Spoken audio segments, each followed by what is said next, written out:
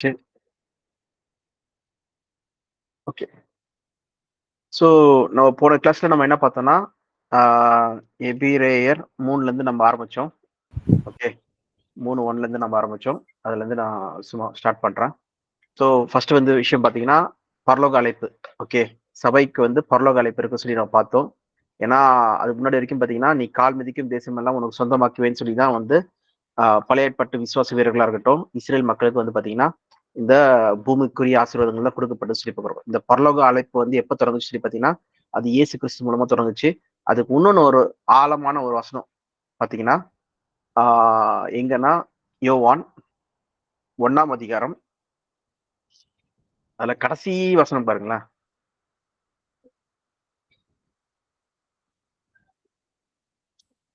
50, 51. இல்ல 51. பின்னும் அவர் ம். அவனை நோக்கி, வானம் திறக்குகிறதையும் ம். தேவதூதர்கள் மனுஷகுமாரனிடத்திற்கு ஏறுகிறதையும் இறங்குகிறதையும் நீங்கள் இது முதல் காண்பீர்கள் என்று மெய்யாகவே மெய்யாகவே உங்களுக்கு சொல்லுகிறேன் என்றார்.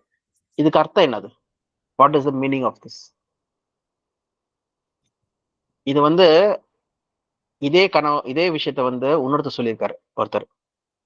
யாக்கோபுக்கு கரெக்ட். வெளிச்சம். யாக்கோபுக்கு பெத்தேல்ல சொல்லப்பட்ட கனவு. ஜேக்கப் தேல் ட்ரீம்.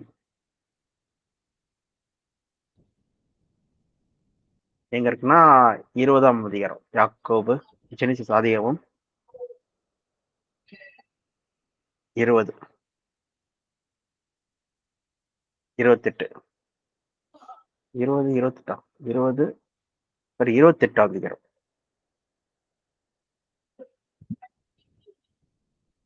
ஓகே. Jacob dream. இதுல முக்கியமா அந்த ட்ரீம் மட்டும் நம்ம பார்த்தோம்னா, என்ன பார்க்குறாருன்னா, மேல ஏறிக்கிறது, இறங்கிறதும். ஓகே. ஆ 13, 14 படிங்க. அதற்கு இல்ல மேலா கர்த்தர் சாரி 12லருந்து படிங்க. 12லருந்து. அங்கே அவன் ஒரு சொப்பனம் கண்டான். இதோ, ஒரு ஏணி பூமியிலே வைக்கப்பட்டிருந்தது. அதன் நுனி வானத்தை எட்டியிருந்தது.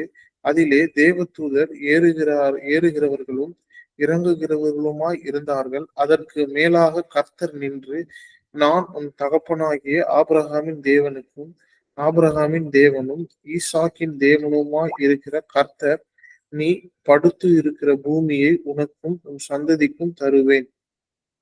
ஓகே. உனக்கும் உன் சந்ததிக்கும் தருவேன்னு சொல்லும்போது, கொடுக்கப்பட்ட அந்த வாக்குத்தத்தங்களா இருக்கு சொல்லி பார்க்கிறோம். ஓகேவா? ச சிங்கராஜ் ஜாயின் பண்ணிட்டாருன்னு நினைக்கிறேன். Praise lord Singaraj. Okay. So praise the lord. Praise லார்ட்ப்பா. ஓகே. ஸோ இங்க நான் பார்க்கிறது என்னதுன்னா, யாக்கோபு கனவு கண்றாரு. அந்த கனவுல வந்து பார்த்தீங்கன்னா, தேவ தூதர்கள் என்ன பண்றாங்களாம்? கீழ இருந்து மேல 12ஆம் வசனத்துல, கீழ இருந்து மேல போறாங்கன்னு சொல்லி பார்க்கிறோம். ஓகே. தேவ தூதர்கள் கீழ இருந்து மேல மேல போவாங்களா? மேல இருந்து கீழ வருவாங்களா? மேல இருந்து மேல கீழ வருவாங்க, கீழ இருந்து மேலயே போவாங்க. இங்க கீழ இருந்தாங்கன்னா மேல போவாங்க. ஆமா, ஃபர்ஸ்ட் ஆனா ஆஃப் ஆல் மேல இருந்தா கீழ வருவாங்க. மேல இருந்தா கீழ வருவாங்க. ஆனா இங்க ஏன் அப்படி இருக்கு? திருப்பி ஒரு வாட்டி படிங்க 12. அங்கே ஜெனிசிஸ் அவன் 28. சொப்பனங்களை ஆ. கண்டான். இதோ, ஒரு ஏணி பூமியிலே வைக்கப்பட்டிருந்தது. அதன் நுனி வானத்தை எட்டியிருந்தது. அதிலே தேவ தூதர்கள் ஏறுகிறவர்களும் இறங்குகிறவர்களுமாய் இருந்தார்கள். ஆ. அப்போ இங்க ஸ்பெசிஃபிக்கா ஏதோ ஒரு இன்சிடென்ஸ் சொல்ல வராங்க. இதே இன்சிடென்ட் தான் இங்க இது ஆதியாகமம் 28, 12ல சொல்லப்பட்டிருக்கு. இது யாக்கோபு கண்ட கனவு.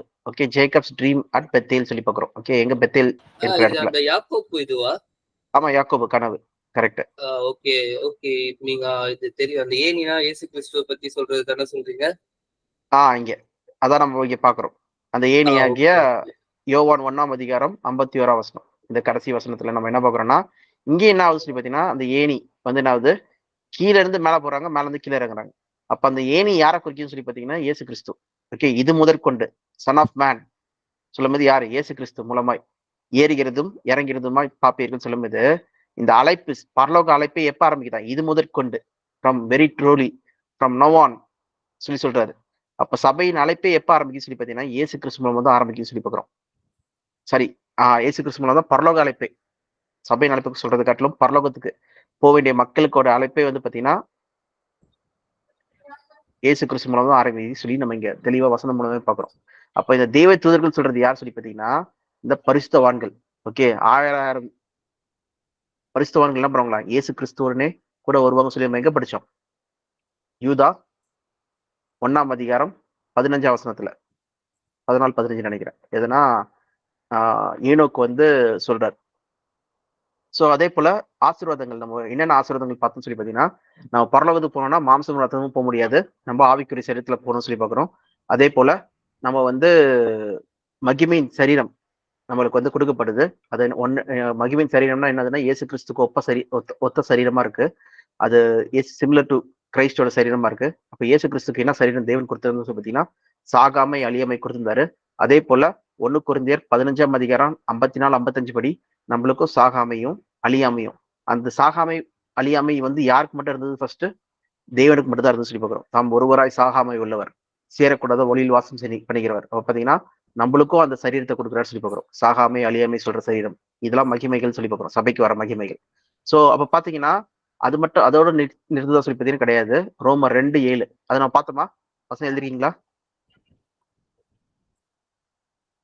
ரோமர் 2ஆம் அதிகாரம் 7ஆம் வசனம். ரோமர் 2:7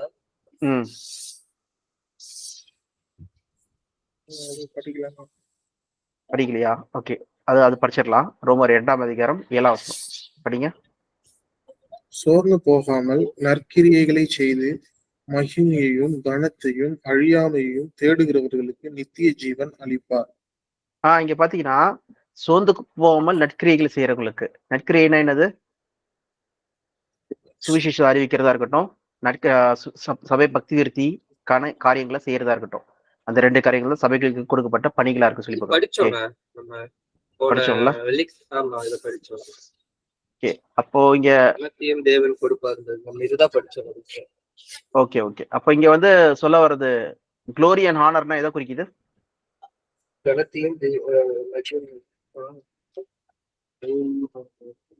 இங்க அழியாமை நம்ம பார்த்துட்டோம். அழியாமை சொல்றது வந்து சாக முடியாத ஒரு காரியம் சொல்லி பார்க்கிறோம்.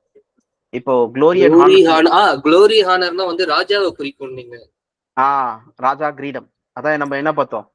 என்னதுன்னா சங்கீதம் 8ஆம் அதிகாரத்தை பட்சம் ரீகேப் தான் இப்ப பண்றோம். இது வரைக்கும் 8ஆம் அதிகாரம் 6ஆம் வசனம், ஃபர்ஸ்ட் 5ஆம் வசனம் 6ஆம் வசனம் படிங்க.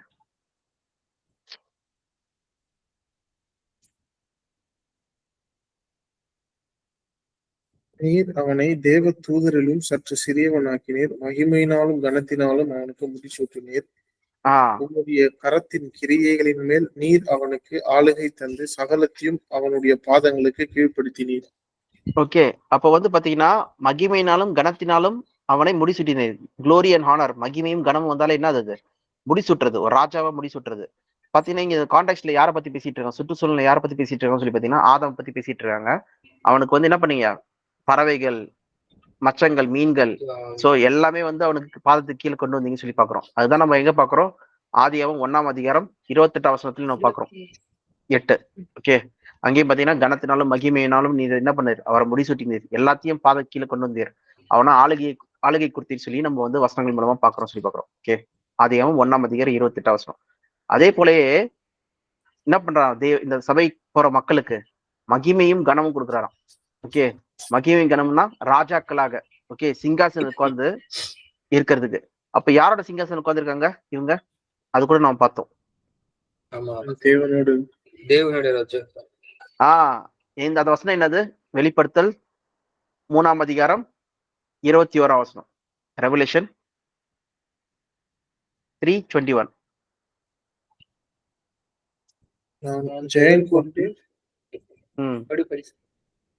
என் பிதாவினுடைய சிங்காசனத்தில் அவரோடு கூட உட்கார்ந்தது போல ஜெயம் கொள்கிறவன் எவனோ அவனும் என்னுடைய சிங்காசனத்தில் என்னோட கூட உட்காரும்படி அருள் செய்வேன். அருள் செய்வேன். காதல் சபைக்கு சொல்லுகிறதை காதல்லவன் கேட்கடவன் சொல்லி சொல்றாரு. அப்ப ஸ்பெசிபிக்கா யாருக்கு சொல்றாங்க? இத சபைகளுக்கு சொல்றாங்க. ஓகேவா? அப்ப சபையின் அழைப்புல வந்து பாத்தீங்கன்னா இந்த மக்கள் வந்து கனத்தோடும் என்னது மகிமையும் கனமும், ஓகே, கொடுத்து அவங்க ராஜாக்களாக என்ன பண்றாங்களாம், தேவனோடு வந்து தேவனோட சிங்காசனத்துல வந்து கொர்றாங்களாம், தேவனோடையும் கிறிஸ்துவோடய சேர்ந்து கொர்றாங்களாம். ஓகே, அந்த சீட்லயே போய் கொறது கிறிஸ்து வந்து அருள் செய்யறாராம்.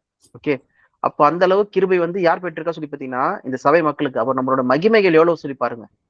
ஓகே, பரலோக அழைப்பு, அந்த சாகாமை அழியாமை உள்ள மகிமையின் சரீரம், கிறிஸ்துக்கு இருக்க சரீரமே நமக்கு கொடுக்குறாராம். அப்புறம் அவரோட கூட சிங்காசனம் கோர வச்சிருக்காராம். நம்மள வந்து என்ன பண்றாராம், மகிமையினாலும் கனத்தினாலும் முடிசூட்டுறான்னு சொல்லி பாக்குறோம். ராஜாக்களாக கிறிஸ்துவனை சேர்ந்து நம்ம என்ன பண்றோம், 1000 வருஷம் அரசாட்சி செய்யறோம். பின்பு சாத்தான் அவுத்து விடப்படுறான். அவனுடைய அவன் கூட சேர மக்கள் அழிஞ்சிட்ட பிறகு என்ன பண்றோமா, எல்லாருமே நிச்சயமா என்ன பண்றோமா, சபைகளுக்கு தான் எப்பயுமே வந்து ஆளுகை இருக்கு சொல்லி பாக்குறோம். பரிசுத்தவான்கள் என்ன பண்றாங்களாம், பூமி என்றென்றைக்கு சுதந்தித்துக் கொள்றார்கள். அது கூட நம்ம படிச்சோம். எங்க படிச்சோம்னு சொல்லி பாத்தீங்கன்னா தானியேல் 7ஆம் அதிகாரம்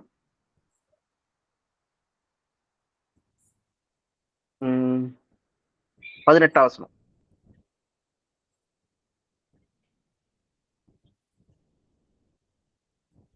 படிங்க. உன்னதமானவருடைய பரிசுத்தவான்கள் ராஜரீகத்தை பெற்று என்றென்றைக்கும் உள்ள சதா காலங்களிலும் ராஜ்யத்தை சுதந்திரித்துக் கொள்வார்கள் என்றார். பாருங்க, என்றென்றைக்கும் ராஜ்யத்தை சுதந்திரித்துக் கொள்வார்கள். இப்ப ராஜ்யத்துல வந்து இந்த பரிசுத்தவான்கள் சொல்லும்போது எல்லாருமே வந்து இயேசு கிறிஸ்து கூட சேர்ந்து சிங்காசனத்துல கோரவங்களா ஆக்குவாங்க சொல்லிட்டு கிடையாது. இது வந்து தேவன் கொடுத்த வாய்ப்பு வந்து சில மக்களுக்கு மட்டும்தான், கொஞ்சம் பேருக்கு மட்டும்தான். அதனாலதான் இது வந்து சிறு மந்தையினான அழைப்புன்னு சொல்லி பாக்குறோம். அதுதான் நம்ம வந்து போன வாரத்துல ரொம்ப முடிக்கும் போது அதான் சொல்லி முடிச்சோம். ஓகேவா, அவ பாத்தீங்கன்னா இது வரைக்கும் நம்ம பார்த்துருந்தோம்னு நினைக்கிறேன். அப்போ இதோட சேர்த்து நம்ம என்ன பாக்குறோம்னா, இப்ப ராஜாக்களா மேல வந்தோம்னா நம்மளுக்கு என்ன அதிகாரம் இருக்கு, தேவதூதர்களையும் நியாயத்திற்கிறதுக்கான அதிகாரம் இருக்கு சொல்லி பாக்குறோம். ஓகேவா, அதுதான் 1 கொரிந்தியர் 6ஆம் அதிகாரம் 3ஆம் வசனத்துல என்ன பாக்குறோம், நீங்க தேவதூதர்களையும் நியாயத்திருப்பீர்கள் அல்லவா சொல்லி பவுல் வந்து சொல்றாரு. ஓகே, அதுவும் ரீகேப்ல டக்குன்னு பாத்திரலாம். 6:3.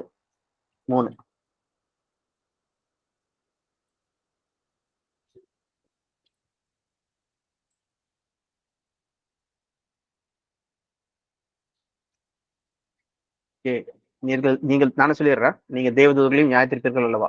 To you not know that you will be judging the Angeles. ஏன்னா அவங்களுக்கு மேல அதிகாரம், அவங்களுக்கு மேல நம்மளை கொண்டு போயிட்டாங்கன்னு சொல்லி பாக்குறோம். ஓகே, தேவதூதர்களுக்கு மேல எப்பயுமே வந்து பாத்தீங்கன்னா பைபிள்ல தேவதூதர்கள் பார்த்த உடனே என்ன பண்றாங்க, எல்லாருமே காலில் வந்து என்ன பண்றாங்க, கும்பிடுறாங்க. கரெக்டா? ஏன்னா எங்க ரெவல்யூஷன்ல போய் பாத்தீங்கன்னா அங்க யோவான் வந்து பாத்தீங்கன்னா ஆரம்பத்திலயும் காலில் விழுந்துறாரு, கடைசிலையும் காலில் விழுந்துறாரு. டேய், நானும் உன்னை போல ஒரு ஆள் தான்ப்பா அப்படி சொல்லி சொல்றாரு தேவதூதர். என்னை பணிந்து கொள்ளாத தேவனை வர்ஷிப் பண்ணு சொல்லி சொல்றாரு. ஓகே, அதே போல பாத்தீங்கன்னா பழைய ஏற்பாடு காலத்துல வந்து பாத்தீங்கன்னா தேவதூதர் பார்த்த உடனே மனவா இருக்கட்டும் எல்லாருமே என்ன பண்றாங்க, காலில் விழுந்துடுறாங்க சொல்லி பாக்குறோம். அப்புறம் இவர் தானியேல் என்ன பண்றாரு, காலில் விழுந்துறாரு எஞ்சி. அப்ப பாத்தீங்கன்னா அவங்களுடைய ரூபமே வந்து பயங்கரமா இருக்கு. ஒரு தேவதூதன் பாத்தீங்கன்னா 1,85,000 பேர் சாவடிக்கிறாராம். அப்ப எந்த அளவு பயங்கர பவர்ஃபுல்லான ஒரு பீயிங்கா இருந்திருக்காங்க. இப்ப என்னாச்சுன்னா இந்த சபையை வந்து அவங்களுக்கும் மேல கொண்டு போறாங்க. ஓகே, அவங்களோட பயங்கர பவர்ஃபுல்லா தேவன் வந்து கொண்டு போறாரு. அதனாலதான் பாத்தீங்கன்னா பணிவிடை ஆவிகளா யாருக்கு இருக்காங்க சொல்லி பாத்தீங்கன்னா இந்த ரட்சிப்பை அடையும் மக்களுக்கு வந்து இவங்க என்ன பண்றாங்களா இப்பல இருந்தே பணிவிடை ஆவிகளா வந்து இருக்காங்கன்னு சொல்லி பாக்குறோம். ஓகேவா, அவங்களுக்கு வந்து உதவி செய்யறவங்களா இருக்காங்க சொல்லி பாக்குறோம். ஓகே, ஆனா வல்லமையில பாத்தீங்கன்னா அவங்க இப்ப நம்ம மாம்ச சரீரத்துல இருக்கிறோம்.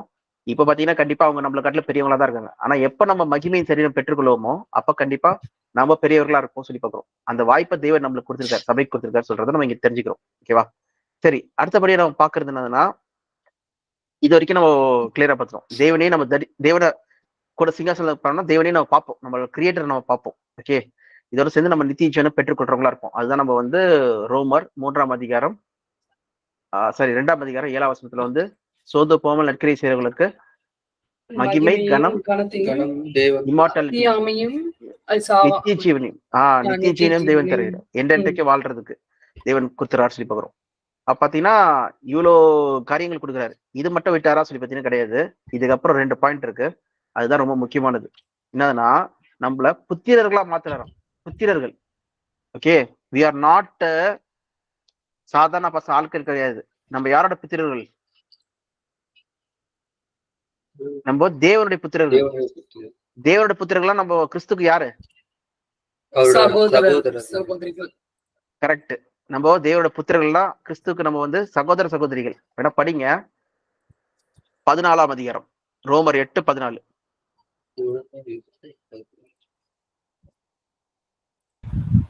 மேலும் எவர்கள் தேவனுடைய ஆவியினாலே நடத்தப்படுகிறார்களோ அவர்கள் தேவனுடைய புத்திரரா இருக்கிறார்கள். கரெக்ட். அடுத்த வசனம். அந்தபடி திரும்பவும் பயப்படுகிறதற்கு நீங்கள் அடிமை தினத்தின் ஆவியை பெறாமல் அப்பா பிதாவே என்று கூப்பிட பண்ணுகிற புத்திர சுவிகாரத்தின் ஆவியை பெற்றீர்கள். ஃபர்ஸ்ட் ஆஃப் ஆல் புத்திர ஸ்வீகாரம்னா என்னது? புத்திர ஸ்வீகாரம்னா என்னது?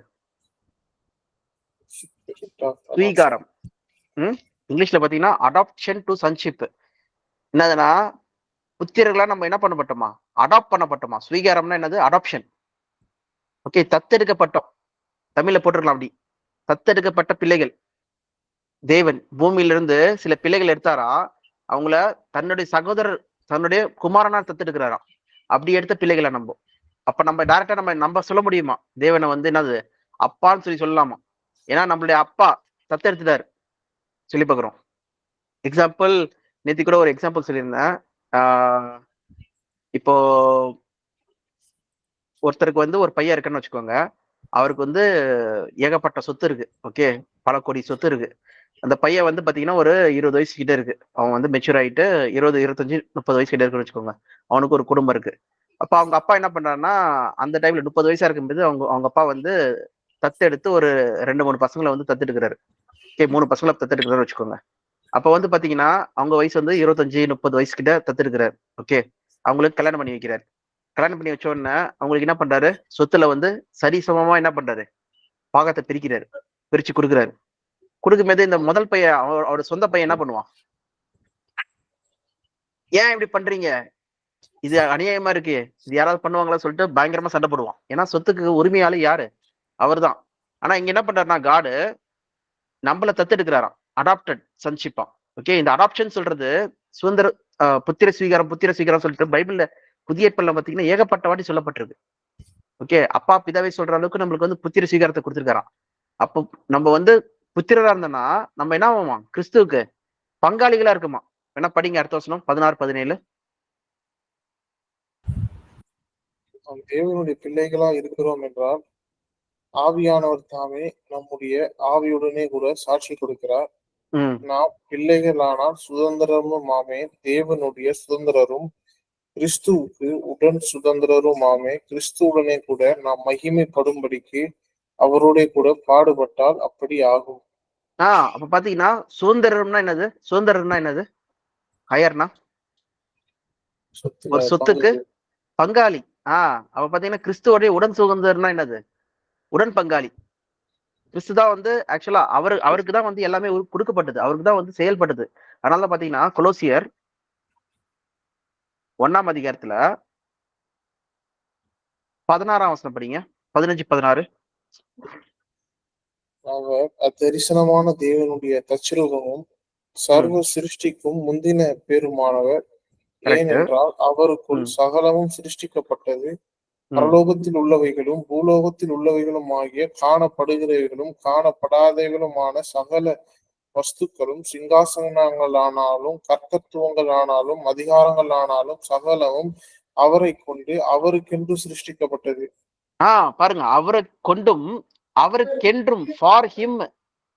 ஓகே, எல்லாமே. எக்ஸாம்பிள், ஒரு அப்பா சொல்லுவார் வீட்டுல வந்து எல்லாமே உனக்கு தான்ப்பா, அப்பா எதுக்கு உழைக்கிற, உனக்காக தான் உழைச்சிட்டு இருக்க அப்படி சொல்ற மாதிரி அவரை கொண்டும் அவருக்கென்றும், ஃபார் ஹிம், கிறிஸ்துவுக்கென்றும் சிருஷ்டிக்கப்பட்டது சொல்லி பாக்குறோம். ஆனா என்ன ஆச்சு சொல்லி பாத்தீங்கன்னா, இந்த சொத்துல வந்து புரஜாதியாகிய இல்லைன்னா வந்து இந்த உலக மக்கள்ல இருக்கிற இஸ்ரேல் மக்களும் கொஞ்சம் பேரு, புரஜாதிகள்லயும் நிறைய பேரு என்ன பண்ணாங்க, சேர்த்து சபையில வந்து சேர்க்கப்பட்டு கிறிஸ்துவோடைய தேவனுடைய பிள்ளைகள் ஆயிட்டோம். பிள்ளைகள் ஆனதால் நம்ம என்ன பண்றோமா, அவருடைய சொத்துக்கு உடன் பங்காளி ஆயிட்டோம் சொல்லி பாக்குறோம். இத வந்து கிறிஸ்து வந்து என்ன பண்ணல, ஏன் சொத்துல ஏன் பங்கு கொடுக்குறீங்கன்னு சொல்லி கேட்கவே இல்லை. அவர் என்ன சொல்றாரு, நம்மள சகோதரர் சொல்லி சொல்றாரு. எங்க சொல்றாரு சொல்லி பாத்தீங்கன்னா எபிரேயர், இதா ரோமர்லயே இருக்கு. ஃபர்ஸ்ட் எபிரேயர் போயிட்டு வரலாம். எபிரேயர் 2ஆம் அதிகாரம்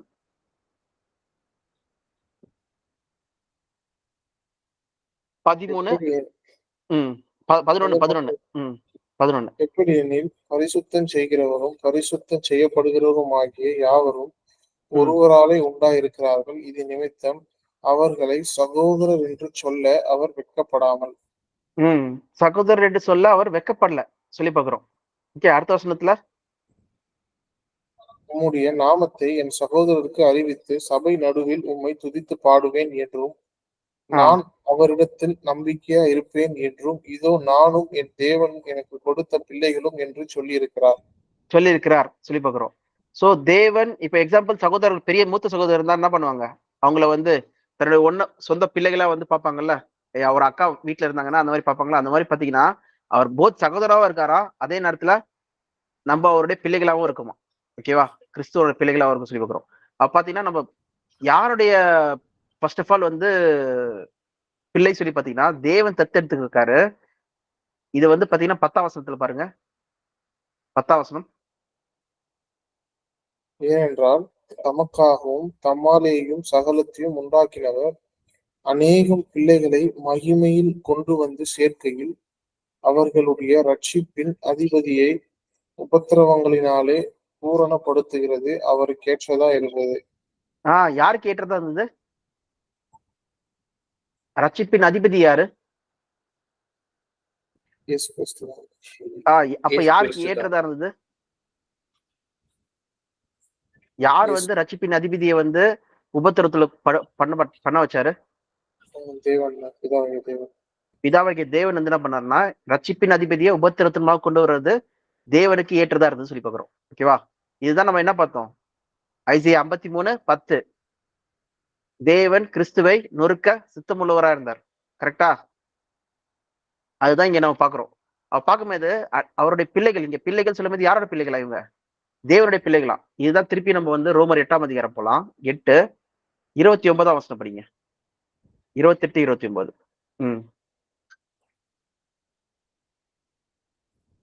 அன்றியும் அவருடைய தீர்மானத்தின்படி அழைக்கப்பட்டவர்களாய் தேவனிடத்தில் அன்பு கூறுகிறவர்களுக்கு சகலமும் நன்மைக்கு எதுவாய் நடக்கிறது என்று அறிந்திருக்கிறோம்.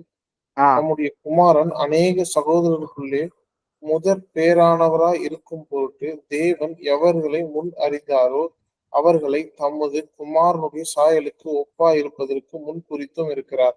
பாருங்க, தேவனுடைய திட்டம் என்னதுன்னா கிறிஸ்து இயேசு அநேக சகோதரருக்குள்ளே, சகோதரர்கள் யார்? அவங்க சபை.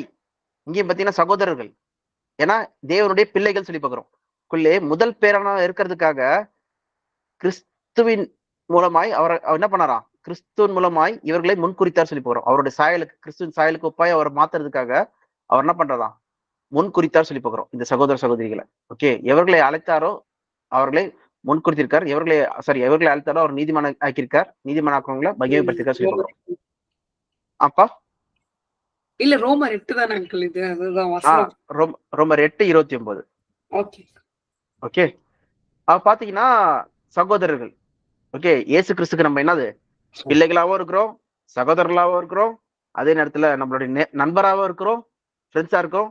அப்புறம் நம்ம வந்து இயேசு கிறிஸ்துக்கு சரீரமா இருக்கிறோம், மனவாட்டியா இருக்கிறோம். ஓகே, அப்புறம் என்னது? இயேசு கிறிஸ்துக்கு வந்து நம்ம சர்வெண்ட், வேலை செய்யறவங்களாவும் இருக்கிறோம். சோ இத்தனை வகையில சபை வந்து பாத்தீங்கன்னா இயேசு கிறிஸ்துவோட ஐக்கியமா இருக்கு சொல்லி போகிறோம். இதை நம்ம கொலோசியர்ல கூட பார்த்தோம். என்னது? அவர் தலையா இருக்காரு, நம்ம சரீரமா இருக்குமா. ஓகே, ஒரு சரீரமா சொல்றாங்க. ஓகே, உடன் பங்காளி. ஓகே, கோ ஹையர் சொல்லி நம்ம இத்தனை வகையில வந்து கிறிஸ்து இயேசுக்கும் நமக்கும் வந்து ஒரு உறவு இருக்கு சொல்லி பாக்குறோம். பிதா எப்பயுமே பிதாவா தான் இருக்காரு. ஓகே, பிதாவாகிய தேவன் அவர் தேவனா தான் இருக்காரு. அவர் என்ன பண்றாரு? இந்த காரியங்கள் எல்லாமே வந்து செயல்படுத்துறவரா இருக்காரு சொல்லி பாக்குறோம். இப்போ நம்ம தேவனுடைய குமாரனா இருக்கும் சொல்லி பார்த்தோம், அடாப்டட் சன்ஸ். இந்த அடாப்டேஷன் சன்ஸ் வந்து நம்ம பார்த்தோம்னா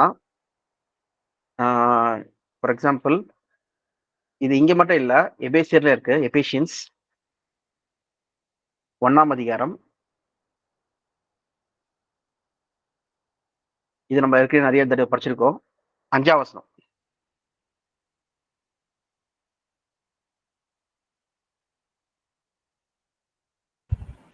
பிரியமானவருக்குள் தாம் நமக்கு தந்தருவின தம்முடைய கிருபையின் மகிமைக்கு புகழ்ச்சியாக தம்முடைய தயவுள்ள சித்தத்தின்படியே நம்ம இயேசு கிறிஸ்துவின் மூலமாய் தமக்கு சுவிகார புத்திரராக்கும்படி முன் குறித்திருக்கிறார்.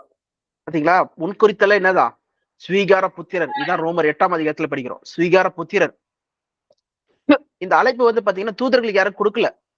இந்த அழைப்பு ஒண்ணு இயேசு கிறிஸ்துக்கு தேவன் வந்து பிதாவா இருக்கிறாரு.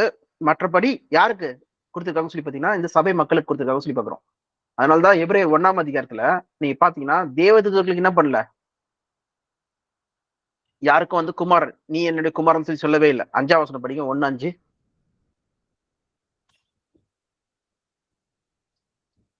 எபிரேயர் 1:5. எப்படி எனில் நீர் என்னுடைய குமாரன், இன்று நான் உம்மை ஜெனிப்பித்தேன் என்றும், நான் அவருக்கு பிதாவா இருப்பேன், அவர் எனக்கு குமாரனா இருப்பார் என்றும் அவர் தூதர்களில் யாருக்காவது எப்போதாகிலும் சொன்னதுண்டா? பாத்தீங்கன்னா அவங்க சொல்லவே இல்லை, அவங்களுக்கு எல்லாம் கிடையாது. ஆனா இந்த அழைப்பு, சபையின் அழைப்பு, அதுல முக்கியமா இந்த மக்களுக்கு என்னதுன்னா, இயேசு கிறிஸ்துக்கு வந்து குமாரனா அழைச்சாருன்னா அவர் முதல் பேரானவரா இருக்காராம் குமாரத்திலேயே. ஓகே, அவர் ஃபர்ஸ்ட் பார்ன். நம்ம என்ன பண்றோமா, அவருடைய சகோதரர்களை நம்ம என்ன பண்றோமா, அடுத்து வர பிள்ளைகளா இருக்க சொல்லி பாக்குறோம். அதுதான் நம்ம ரோமர் 8ஆம் அதிகாரத்துல படிச்சோம், கரெக்டா? 29ல அவர் வந்து முதல் பேரனா இருக்கிறான், ஃபர்ஸ்ட் பார்ன் அமங் சன்ஸ் சொல்லி பார்க்கும்போது சகோதரர்கள் என்ன பண்றாங்க, அது பின் வராங்களாம். அப்போ அவங்களும் என்ன பண்றாங்களா, கிறிஸ்துவின் சாயலுக்கு ஒப்பா என்ன பண்றாராம் தேவன் நம்மள மாத்துறதுக்கு முன்குறிச்சிருக்காராம். அப்போ எப்படி மாத்த வருவாரு, நம்ம இயேசு கிறிஸ்து வரும்போது அது வரைக்கும் நம்ம விசுவாசத்தை காத்து கொண்டிருந்தோம்னா அவர் வரும்போது நம்ம என்ன பண்ணுவோமா, நம்ம அழிவுக்குரிய சரீரம் அந்த அழியாத சரீரத்துக்கு ஒப்பாய் மாற்றப்படும் சொல்லி பாக்குறோம். ஓகே, இதுதான் இங்க சொல்ல வர்றது. அப்போ நம்ம இங்க பாக்குறது என்னதுன்னா, இந்த குமாரத்துவம் சொல்றது வந்து மிகப்பெரிய ஒரு விஷயம். இது அல்டிமேட் காடோட குமாரன் ஆவறதுக்கே நம்மளுக்கு வந்து ஒரு வாய்ப்பு. ஓகே, சபையின் அழைப்பு இருக்க மக்களுக்கு. இது ஏன் தேவன் வந்து தேவ தூதர்களுக்கு தரல, மத்தவங்களுக்கு தரல, இதுக்கு முன்னாடியும் கிடையாது, இதுக்கு பின்னாடியும் கிடையாது சொல்லும்போது இது தெரியல. இது மிகப்பெரிய ஆப்பர்ச்சுனிட்டி வந்து காட் வந்து இயேசு கிறிஸ்து மூலமா இந்த சபைகளுக்கு கொடுத்துருக்காரு சொல்லி பாக்குறோம். ஓகே, கீழே இருந்து புலிதிலிருந்து நம்மளை எடுத்து நம்மள வந்து ஒண்ணுமே இல்லாத மக்களை, தகுதி இல்லாத மக்களை சுத்த கிருபையினால தேவன் வந்து அழைச்சிருக்கிறார். அதனாலதான் எபேசியர்ல நம்ம பார்த்தோம்னா நம்மளுக்கு பிரகாசமுள்ள மனக்கண்களை தரணும்னு சொல்லி என்ன பண்றாரு, பவுல் வந்து வேண்டாரு. வேணா படிங்க, 18ஆம் அதிகாரம் 18ஆம் வசனம், எபேசியர் 1ஆம் அதிகாரம் 18.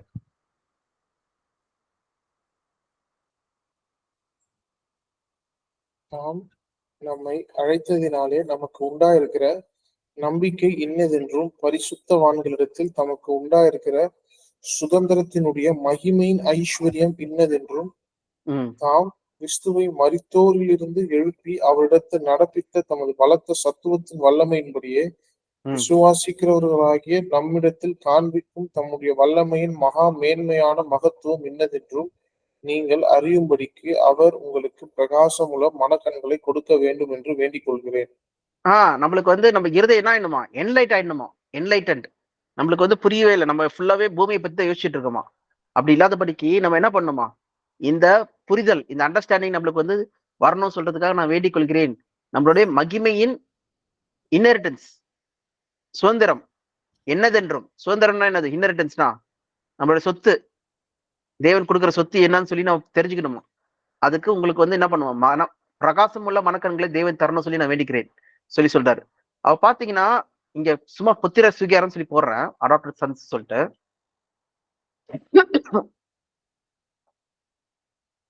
அடாப்டேஷன் எத்தனை இடத்துல வருதுன்னு சொல்லி பார்க்கலாம். சர்ச் ரோமர் ரோமர் ரோமர் 9, இது கலாத்தியர், எபேசியர் படிச்சிட்டோம். ரோமர் 8, இந்த 15 படிச்சோமா,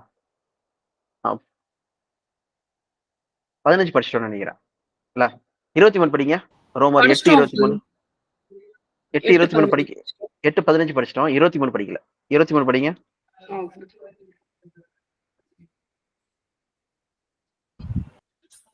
அதுவும் அல்லாமல் ஆவியின் முதற் பலன்களை பெற்ற நாமும் கூட நம்முடைய சரீர மீட்பாகிய புத்திர சுவிகாரம் வருகிறதற்கு காத்திருந்து நமக்குள்ளே தவிக்கிறோம். எப்படா நம்ம தேவனுடைய புத்திரதா ஆகணும் சொல்லிட்டு இந்த பூமியில ஆவியின் முதல் பலனானவர்கள், ஃபர்ஸ்ட் ஃப்ரூட் யாரு, இயேசு கிறிஸ்துவ முதலாவது விசுவாசிச்சவங்க. இந்த பூமியில இயேசு கிறிஸ்துவ சபையின் அழைப்புல முதலாவது விசுவாசிச்சவங்க சொல்றது வந்து நார்மலா உலகத்துல வந்து நார்மலா இயேசுதான் ரட்சகர், அவர் என் பாவத்தை நீக்கிறார் சொல்றது விசுவாசம் கிடையாது. இந்த அஸ்திபாரத்தின் படி அவர் தேவன் வந்து அவரை 3ஆம் நாள் உயிர்த்தெழுப்பினார், அவர் தான் வந்து தேவனுடைய வலது பஸ்ல இருக்கிற ஆண்டவர். ஓகே, த லார்ட். ஓகே, தேவன் வலது பஸ்ல இருக்கிற ஆண்டவர். சங்கீதம் 110:1 படி அவர் வந்து மெசியாவாக அனுப்பப்பட்டார். அவரை தேவன் 3ஆம் நாள் உயிர்த்தெழுப்பினார். சோ இந்த காரியங்களை அப்போ தேவன் யார், கிறிஸ்து யார் சொல்லி சரியா புரிஞ்சுக்கணும். புரிஞ்சாதான் அந்த விசுவாசத்துக்குள்ளேயே வந்து ஒரு இது இருக்கும். இப்ப இஸ்ரேல் மக்கள் இயேசு கிறிஸ்து அறியல, வெறும் தேவனை மட்டும் அறிஞ்சிருக்காங்க. நித்திய ஜீவன் கிடைக்குமா? கிடைக்காது. இப்போ உலக மக்கள் இயேசு கிறிஸ்து அறிஞ்சிருக்காங்க, உலக கிறிஸ்தவர்கள் தேவனை அறியல. நித்திய ஜீவன் கிடைக்குமானா? கிடைக்காது.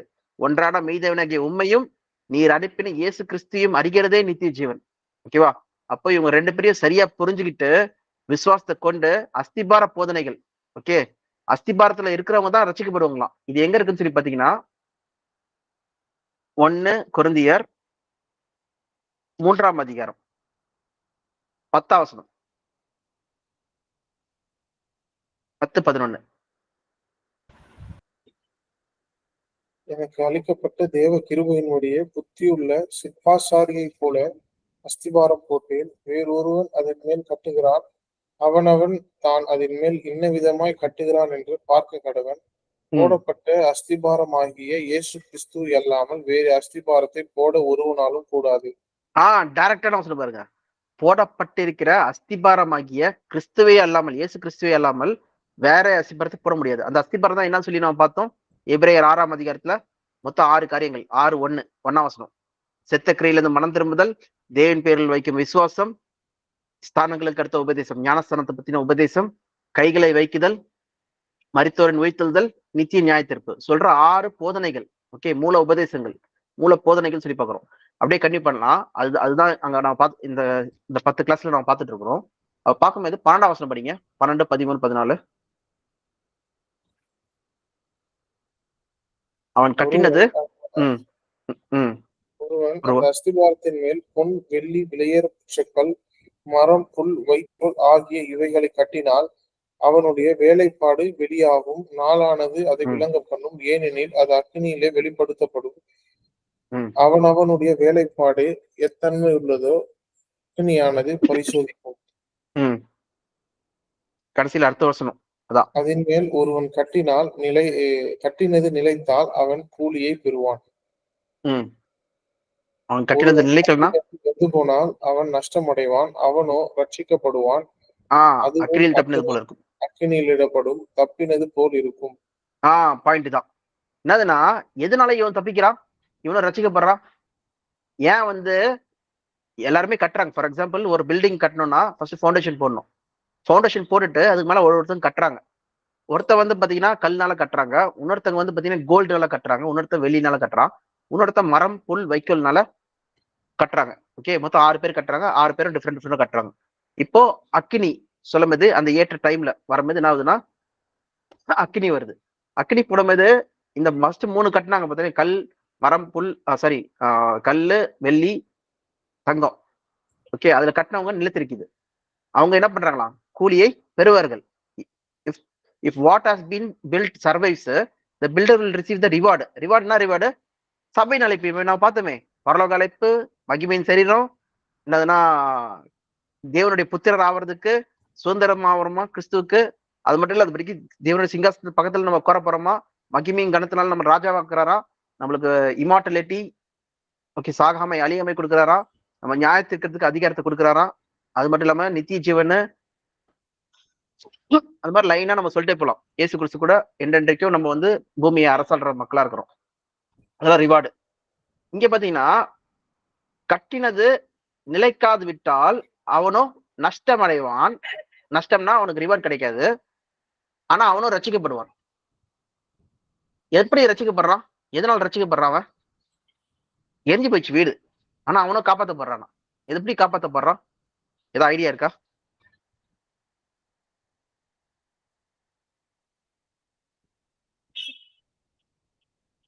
க்ளூ இருக்கு. ஏன்னா மேல கட்டுறதுதான் என்ன பண்றாங்க, அவன் கட்டுறான், ஈச் இண்டிவிஜுவல்ஸ் கட்டுறான். அத பொன், வெள்ளி, வெளியேற பெற்ற கல்லு, மரம், புல், வைக்கோல் சொல்லிட்டு என்ன பண்றாங்க, பவுண்டேஷன் கிறிஸ்து தான். அது மரம், புல், வைக்கோல் கட்டுறவனுக்கும் ஒண்ணுதான், பொன், வெள்ளி, வெளியேற பெற்ற கட்டுறவங்களுக்கும் ஒண்ணுதான். அப்போ பவுண்டேஷன் மாறவே இல்லை. ஞாபகம் வச்சுக்கோங்க, பவுண்டேஷன் கிறிஸ்து மட்டும் தான். அப்போ இந்த சபையில இருக்கவங்க எல்லாருமே என்னது, சபை மக்கள் தான். இது நீங்க என்ன ஆங்கிள் பார்க்கணும்னா, புத்தியுள்ள கன்னிகைகள் என்ன பண்றாங்க, எல்லாருமே கன்னிகைகள் தான். They are all virgins, they are all chosen people, தேவனால் தெரிந்து கொள்ளப்பட்ட மக்கள் சொல்லி பார்க்கிறோம். அவங்க என்ன பண்றாங்க, இந்த அஸ்திபாரம் எல்லாருக்குமே என்ன இருக்கு, கரெக்டா இருக்கு, கிறிஸ்துவின் அஸ்திபாரம். அதுக்கு மேல கட்டப்படுறதுலதான் பாத்தீங்கன்னா பிரச்சனை இருக்கு. என்னன்னா ஒருத்த வந்து என்ன பண்றான், விசுவாசத்துல வந்து நல்லா இருக்கிறான், ஓகே, பொன் வெள்ளி விலையேற பெற்ற கல்லா கட்டுறாங்க, ஓகே. இன்னொருத்த விசுவாசத்துல கம்மியா இருக்கிறான், என்ன பண்றான், மரம் புல் வைக்கோல்னால கட்டுறான். அப்போ அக்கினி, அந்த விசுவாசத்துக்கான சோதிக்கிறதுக்கான அக்கினி வருது. இப்ப ஆபிரகாமுக்கு என்ன வந்துச்சு, விசுவாசத்தின் சோதனை வந்துச்சு. ராகாப் அந்த மாதிரி ஒவ்வொருத்தவங்களுக்கு என்ன வந்துச்சு, விசுவாசத்தின் சோதனை வரும்போது அந்த விசுவாசம் வந்து நின்னுச்சுன்னா என்ன பண்ணுது, அவனோ கூலியை பெறுவான். ஓகே, நல்ல போராட்டத்தை போறேன், விசுவாசத்தை காத்துக்கொண்டேன் சொல்லி பவுல் சொல்றாரு. அப்போ யாரெல்லாம் விசுவாசத்தை காத்துக்கொள்ளாதபடிக்கு அவங்க இழந்து போறாங்களோ, அவங்க என்ன பண்றாங்களா, விசுவாசம் கம்மியா இருக்கு, அவங்களும் என்ன பண்றாங்க, அஸ்திபாரத்தை நிமித்தம் என்ன பண்ண போறாங்க, அவங்க அஸ்திபாரம் ஒண்ணும் எரியல, அஸ்திபாரம் அப்படிதான் இருக்கு, மேல கட்டின வீடுதான் எரிஞ்சிச்சு, ஓகே, விசுவாசம் கம்மியா இருக்கு, ஓகே. அப்ப பாத்தீங்கன்னா அவங்களும் காப்பாற்றப்படுறாங்க, ஆனா என்ன பண்ணல, கூலியை பெறல சொல்லி பாக்குறோம். புரியுதா? அப்ப என்ன சொல்ல வராங்க,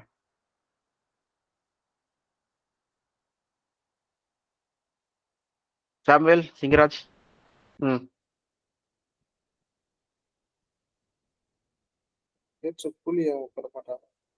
கூலியை பெறலன்னா சபை ஆக முடியாது அவங்களால. அப்ப என்ன ஆகுறாங்க, அவங்க நித்திய ஜீவன் அவங்களுக்கு கிடையாதா? காப்பாற்றப்படுறாங்க சொன்னாலே நித்திய ஜீவன் இருக்குப்பா, சேவ்டு, தே ஆர் சேவ்டு. அதிகாரம் கொடுக்கப்படல, மகிமைகள் அதிகாரங்கள் கொடுக்கப்படல. இவங்கதான் வந்து பாத்தீங்கன்னா திரள் கூட்டமா இருக்காங்க சொல்லி பாக்குறோம், ஓகேவா. பரலோக அழைப்புக்கு அழைக்கப்பட்டிருந்தாங்க, ஆனா என்ன பண்ணல, இவங்க அந்த அழைப்புக்கு ஏற்ற கிரியைகள் செய்யாததுனால, விசுவாசம் கம்மியா இருந்ததுனால இவங்க என்ன ஆயிடுறாங்கன்னா திரள் கூட்டமா ஆயிடுறாங்க. இது தனி ஒரு குரூப்பா இருக்கு. அதுதான் வந்து பாத்தீங்கன்னா எங்க இருக்காங்கன்னு சொல்லி பாத்தீங்கன்னா வெளிப்படுத்தல்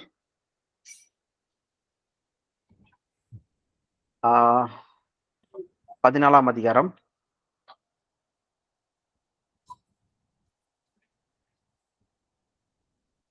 14ஆம் வசனம், சரி 7ஆம் அதிகாரம், சாரி 17 7, 7ஆம் அதிகாரம் 9ஆம் வசனம்.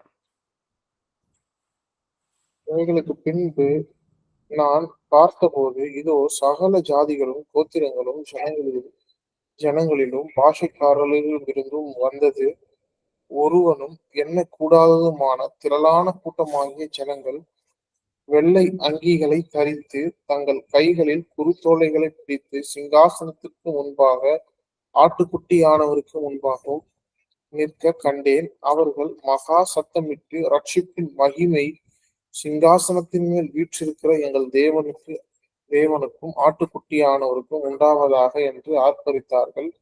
தூதர் யாவரும் சிங்காசனத்தையும் மூப்பர்களையும் 4 ஜீவன்களையும் சூழ்ந்து நின்று சிங்காசனத்திற்கு முன்பாக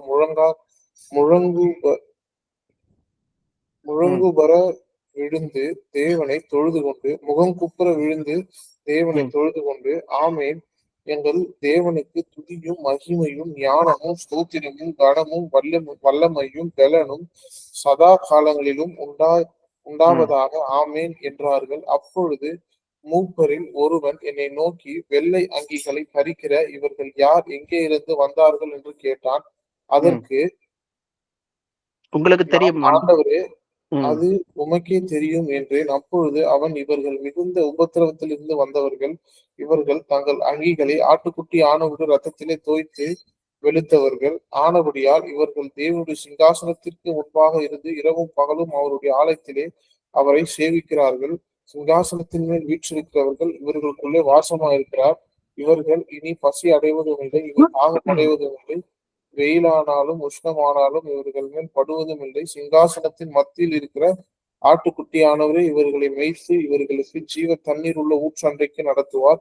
தேவன் தாமே இவருடைய கண்ணீர் யாவும் துடைப்பார் என்றார். ஓகே, இவங்க தான் பாத்தீங்கன்னா மிகுந்த உபத்திரத்தின் மூலமா வந்தவங்க. அதனாலதான் என்ன போட்டிருக்கீங்க 15ஆம் வசனம், 1 கொரிந்தியர் 3:15. If it is burnt up, the builder will lose the loss, suffer a loss, but they will be saved, even though only as a one escapes through the flame.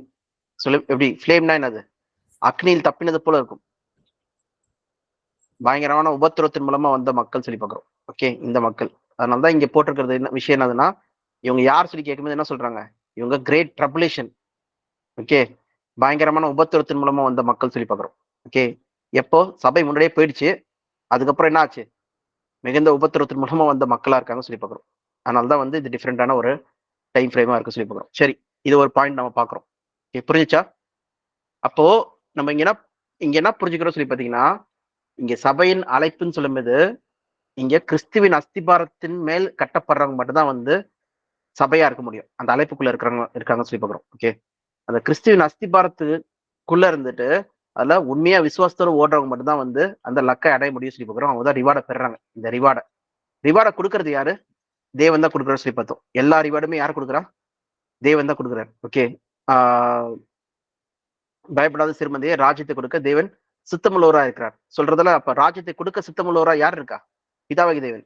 எல்லா நன்மையான ஈவும் யார்கிட்ட இருந்து வருது? பூர்ணமான பலனும் கிஃப்டும் யார்கிட்ட இருந்து வருது? ஜோதிகளின் பிதாவாகிய தேவனிடத்துல இருந்து வருது. அப்ப ரிவார்டை வந்து கொடுக்கறது எல்லாமே யாரு சொல்லி பாத்தீங்கன்னா தேவன் சொல்லி பாக்குறோம். யாவே தேவன் சொல்லி பாக்குறோம். ஓகேவா? ஏன்னா இயேசு கிறிஸ்துவ என்ன பண்ணாராம்? சொல்லுங்கப்பா சமையல். Okay okay. அப்ப இயேசு கிறிஸ்து என்ன பண்ணாரு? தேவன் கிட்ட இருந்தா ரிவார்டு பெற்றுக்கொள்றாரு சொல்லி பாக்குறோம். அதனால தான் வந்து என்ன பண்றாரு? தனக்கு முன்னாடி இருந்த லக்கை நோக்கி அவர் என்ன பண்றாரு? ஓடுனார் சொல்லி பாக்குறோம். எங்க? எபிரேயர் 12ஆம் அதிகாரம் 2ஆம் வசனம். அது மட்டும் படிச்சிருங்க.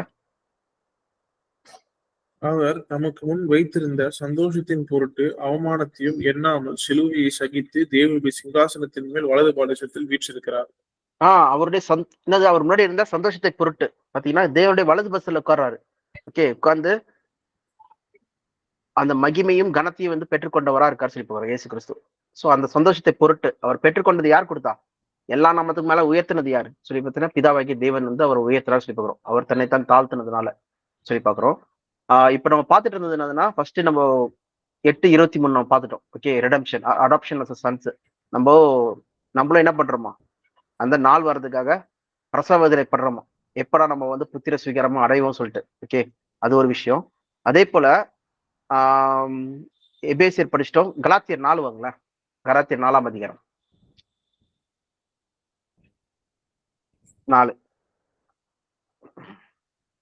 இதுல வந்து எப்படி புத்திரரா இருக்கும்னு சொல்லிட்டு எக்ஸ்பிளைன் பண்றாங்க. 4:1ல இருந்தே பாருங்களேன். 1ல இருந்து 6 வரைக்கும். இன்னும் நான் சொல்லுகிறது என்னவெனில், சுதந்திரவாளியானவன் எல்லாவற்றுக்கும் எஜமானா இருந்தும் அவன் சிறு பிள்ளையா இருக்கும் காலமளவும் அவனுக்கு அடிமையானவனுக்கு வித்தியாசம் இல்லை. என்ன சொல்றாங்க இங்க? ஒரு ஒரு ஒரு பெரிய பணக்காரர் அம்பானி இருக்காரு. அம்பானியோட பையன் வந்து பாத்தீங்கன்னா ஒரு 5 வயசு 6 வயசு தான் ஆகுது.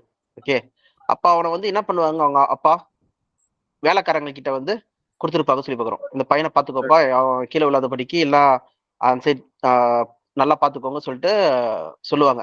அப்ப அந்த அடிமை என்ன பண்ணுவாங்க? வேலைக்காரங்க என்ன பண்ணுவாங்க? போவாதப்பா இங்க வா சொல்லி பிடிச்சி இழுப்பாங்க, எல்லாம் பண்ணுவாங்க. அப்போ அடிமைக்கும் இவங்களுக்கும் இது கிடையாது, டிஃபரன்ஸ் கிடையாது. அவங்க என்ன பண்ணுவாங்க? ஸ்லேவ், அந்த அடிமை என்ன பண்ணுவாங்கன்னா கட்டளை போடுவாங்க. யாருக்கு? சுதந்திரவாளிக்கு. இந்த பையனுக்கே, அப்பாவோட சொந்த பையனுக்கே அடிமைக்காரங்க என்ன பண்ணுவாங்களா? கட்டளை போடுவாங்களா? அது பண்ணாத இது பண்ணாத சொல்லிட்டு. அது அவன் கேட்டுதான் ஆகணும். அப்படியே 3ஆம் வசனம் படிங்க, 2ஆம் வசனம் படிங்க. தகப்பன் குறித்த காலம் வரைக்கும் அவன் காரியக்காரருக்கும் வீட்டு விசாரணைக்காரருக்கும் கீழ்ப்படிந்திருக்கிறான். அப்படியே நாமும் சிறு பிள்ளையா இருந்த காலத்தில் இவ்வுலகத்தின் வழிபாடுகளுக்கு அடிமைப்பட்டவர்களா இருந்தோம். இந்த உலகத்துல இப்ப புத்திர சுவீகாரம் நம்ம அடையிற வரைக்கும் நம்ம என்ன பண்றோமா? இந்த பூமியில காரியங்களுக்கு நம்ம அடிமைப்பட்டுதான் இருக்கிறோம். ஓகே, நம்ம புத்திரர் ஆன பிறகு என்ன வருமா? 4ஆம் வசனம் 4:5. நாம் புத்திர சுவீகாரத்தை அடையும்படி நியாய பிரமாணத்திற்கு கீழ்ப்பட்டவர்களாய் மீட்டுக் கொள்ளத்தக்கதாக காலம் நிறைவேறின போது ஸ்திரீயினிடத்தில் பிறந்தவரும் நியாய பிரமாணத்திற்கு கீழானவருமாகிய தம்முடைய குமாரனை தேவன் அனுப்பினார். தம்முடைய குமாரனை தேவன் அனுப்பி நம்மள என்ன பண்றாரு அடுத்த வசனம்? மேலும் நீங்கள் புத்திரரா இருக்கிறபடியா அப்பா பிதாவே என்று கூப்பிடத்தக்க தேவன் தமது குமாரனுடைய ஆவியை உங்கள் இருதயங்களில் அனுப்பினார். கரெக்ட். அடுத்த வசனம். ஆகையால் இனி நீ அடிமையா இராமல் புத்திரனா இருக்கிறாய். நீ புத்திரனே ஆனால் கிறிஸ்துவின் மூலமாய் தேவனுடைய சுதந்திரமாய் இருக்கிறாய். பாத்தீங்களா, நம்ம புத்திரனா நம்ம வந்திருக்கோமா இயேசு கிறிஸ்து மூலமா. தேவரே என்ன பண்றாராம், அவருடைய முதல் பையனை அனுப்பி பூமியில இருக்கிற புத்திரர்களை, தன்னுடைய புத்திரர்களை என்ன பண்றாராம், அவர் மேல கொண்டு வர்றதுக்காக, மகிமையில் கொண்டு வர்றதுக்காக அனுப்பினார் சொல்லி பார்க்கிறோம். சோ இதுதான் நம்ம இங்க பாக்குறது. சோ இந்த புத்திர ஸ்வீகாரத்துக்கு ஆக்சுவலான ஆட்கள் யாரு சொல்லி பாத்தீங்கன்னா இஸ்ரேல் மக்கள் தானா. அதுதான் வந்து உன்னத வசனத்துல நம்ம பாக்குறதா இருந்தது. எந்த வசனம்னா 9:4. அது வேணா படிங்க. ரோமன்ஸ் 9ஆம் அதிகாரம். அவங்களுக்கு கொடுக்கப்பட்ட வாய்ப்புல நம்ம வந்து பங்கு பெற்றிருக்கோம். ஓகே, 9:4-5. அவர்கள் இஸ்ரவேலரே, புத்திர சுவிகாரமும் மகிமையும் உடன்படிக்கைகளும் நியாய பிரமாணமும் தேவ ஆராதனையும் வாக்கு தத்தங்களும் அவர்களுடையவைகளே, பிதாக்கள் அவர்களுடையவைகளே, மாம்சத்தின்படி கிறிஸ்துவும் அவர்களின் பிறந்தவரே.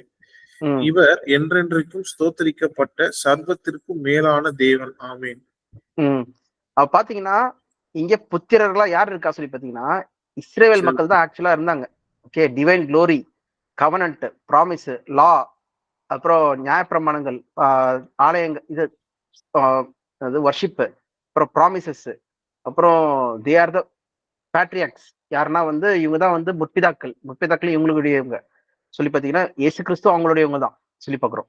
அப்ப எல்லாமே யாருக்கு கொடுக்கப்பட்டது சொல்லி பாத்தீங்கன்னா இந்த இஸ்ரேல் மக்கள் தான் கொடுக்கப்பட்டது. ஆனா அவங்களுக்கு என்ன கொடுக்கப்பட்டிருந்தாலும் பவுல் என்ன சொல்ல வர்றாரு சொல்லி பாத்தீங்கன்னா, மாம்சமா இருக்கிற இஸ்ரேலுக்கு தான் இஸ்ரேல் பாத்தீங்கன்னா கிடையாது. யாரெல்லாம் வந்து விசுவாசத்தின்படி இஸ்ரேல இருக்காங்களோ அவங்க தான் இஸ்ரேலர்கள் சொல்லிட்டு சொல்றான்னு சொல்லி பாக்குறோம். சோ 6ஆம் அதிகாரத்துல இருந்து 6ஆம் வசனத்துல இருந்து 8ஆம் வசனம் வரைக்கும் படிங்க.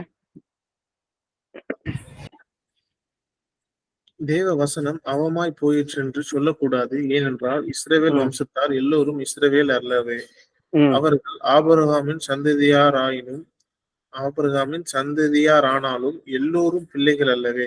ஈசாக்கினிடத்தில் உன் சந்ததி விளங்கும் என்று சொல்லி இருக்கிறது. அது எப்படி எனில், மாம்சத்தின்படி பிள்ளைகளானவர்கள் தேவனுடைய பிள்ளைகள் அல்லவே, வாக்குத்தத்தின்படி பிள்ளைகள் ஆனவர்களே அந்த சந்ததி என்று எண்ணப்படுகிறார்கள்.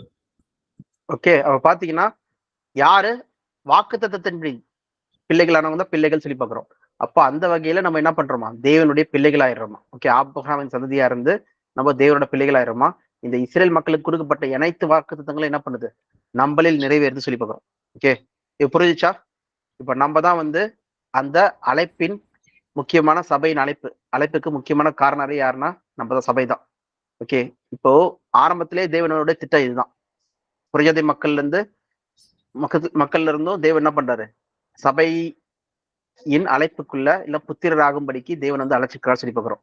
அந்த அழைப்புல இப்ப நம்ம வந்து பங்காளியா இருக்கிறோம், நம்ம வந்து தெரிஞ்சிருக்கிறோம், இந்த மிகப்பெரிய ஸ்லாக்கியத்தை தெரிஞ்சிருக்கிறோம். அதுக்கு நமக்கு வந்து பிரகாசமுள்ள மனக்கண்கள் இருக்கணும், நம்ம எல்லாத்தையும் தெரிஞ்சுக்கணும் சொல்றதுதான் தேவனுடைய விருப்பமா இருக்கு. அதனாலதான் ஏற்ற வேலையில வந்து நம்மளுக்கு வந்து சரியா சத்தியத்தை கொடுத்து நம்மளை வந்து அந்த வழியில வழி நடத்துறதா சொல்லி பார்க்கிறோம். ஓகே, ஸோ இப்ப மகிமைகள் நம்ம வந்து நிறைய விஷயங்கள் பார்த்தோம். ஓகே, இவ்வளவு மகிமைகள் தேவன் வந்து தராரு. இப்ப அடுத்தபடியா நம்ம பார்க்க வேண்டியது என்னதுன்னா, நம்ம எப்படி ஆபிரகாமின் புத்திரரா வரும், இந்த இஸ்ரேல் மக்கள் எப்படி வந்து ஆபிரகாம் புத்திரர் வந்து இழக்கிறாங்கன்னு சொல்றதை நம்ம பார்க்க போறோம். இப்ப இதோட முடிச்சுக்கலாமா இல்ல நாளைக்கு கண்டினியூ பண்ணலாமா? இப்போ சாம், சிங்கராஜ் என்ன சொல்றீங்க? கண்டினியூ பண்ணலாமா? ஓகே, சரி. அப்ப இங்க பார்த்தோம்னா ஆபிரகாமின் புத்திரர்கள் நம்ம ஆவறோம். ஆக்சுவலா முதல்ல இந்த ஆபிரகாம் புத்திரர்கள் ஆவறதுக்கு வந்து யார் தகுதி உள்ளவங்க சொல்லி பாத்தீங்கன்னா இஸ்ரேல் மக்கள் தான் சொல்லி பார்த்தோம். அவங்க எதனால இதை வந்து இழந்து போயிட்டாங்கன்னு சொல்லி பாத்தீங்கன்னா நியாயப்பிரமாணத்து நிமித்தம். ஓகே, இதுதான் நம்ம வந்து பார்க்க போறோம். எங்க பார்க்க போறோம்னா கலாத்தியர் 3ஆம் அதிகாரம்.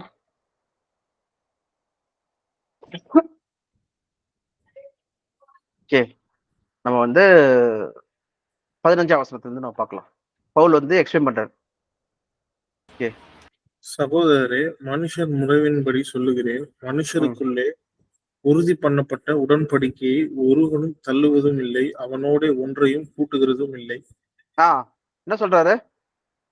மனுஷன் உரிமையின்படி சொல்லிக்கிறேன். நான் வந்து எந்த வித பைபிளும் எடுக்கல. நான் நார்மலாவே இந்த உலகத்தின் அந்த இதுபடியே கோட்பாடின்படி சொல்றேன்.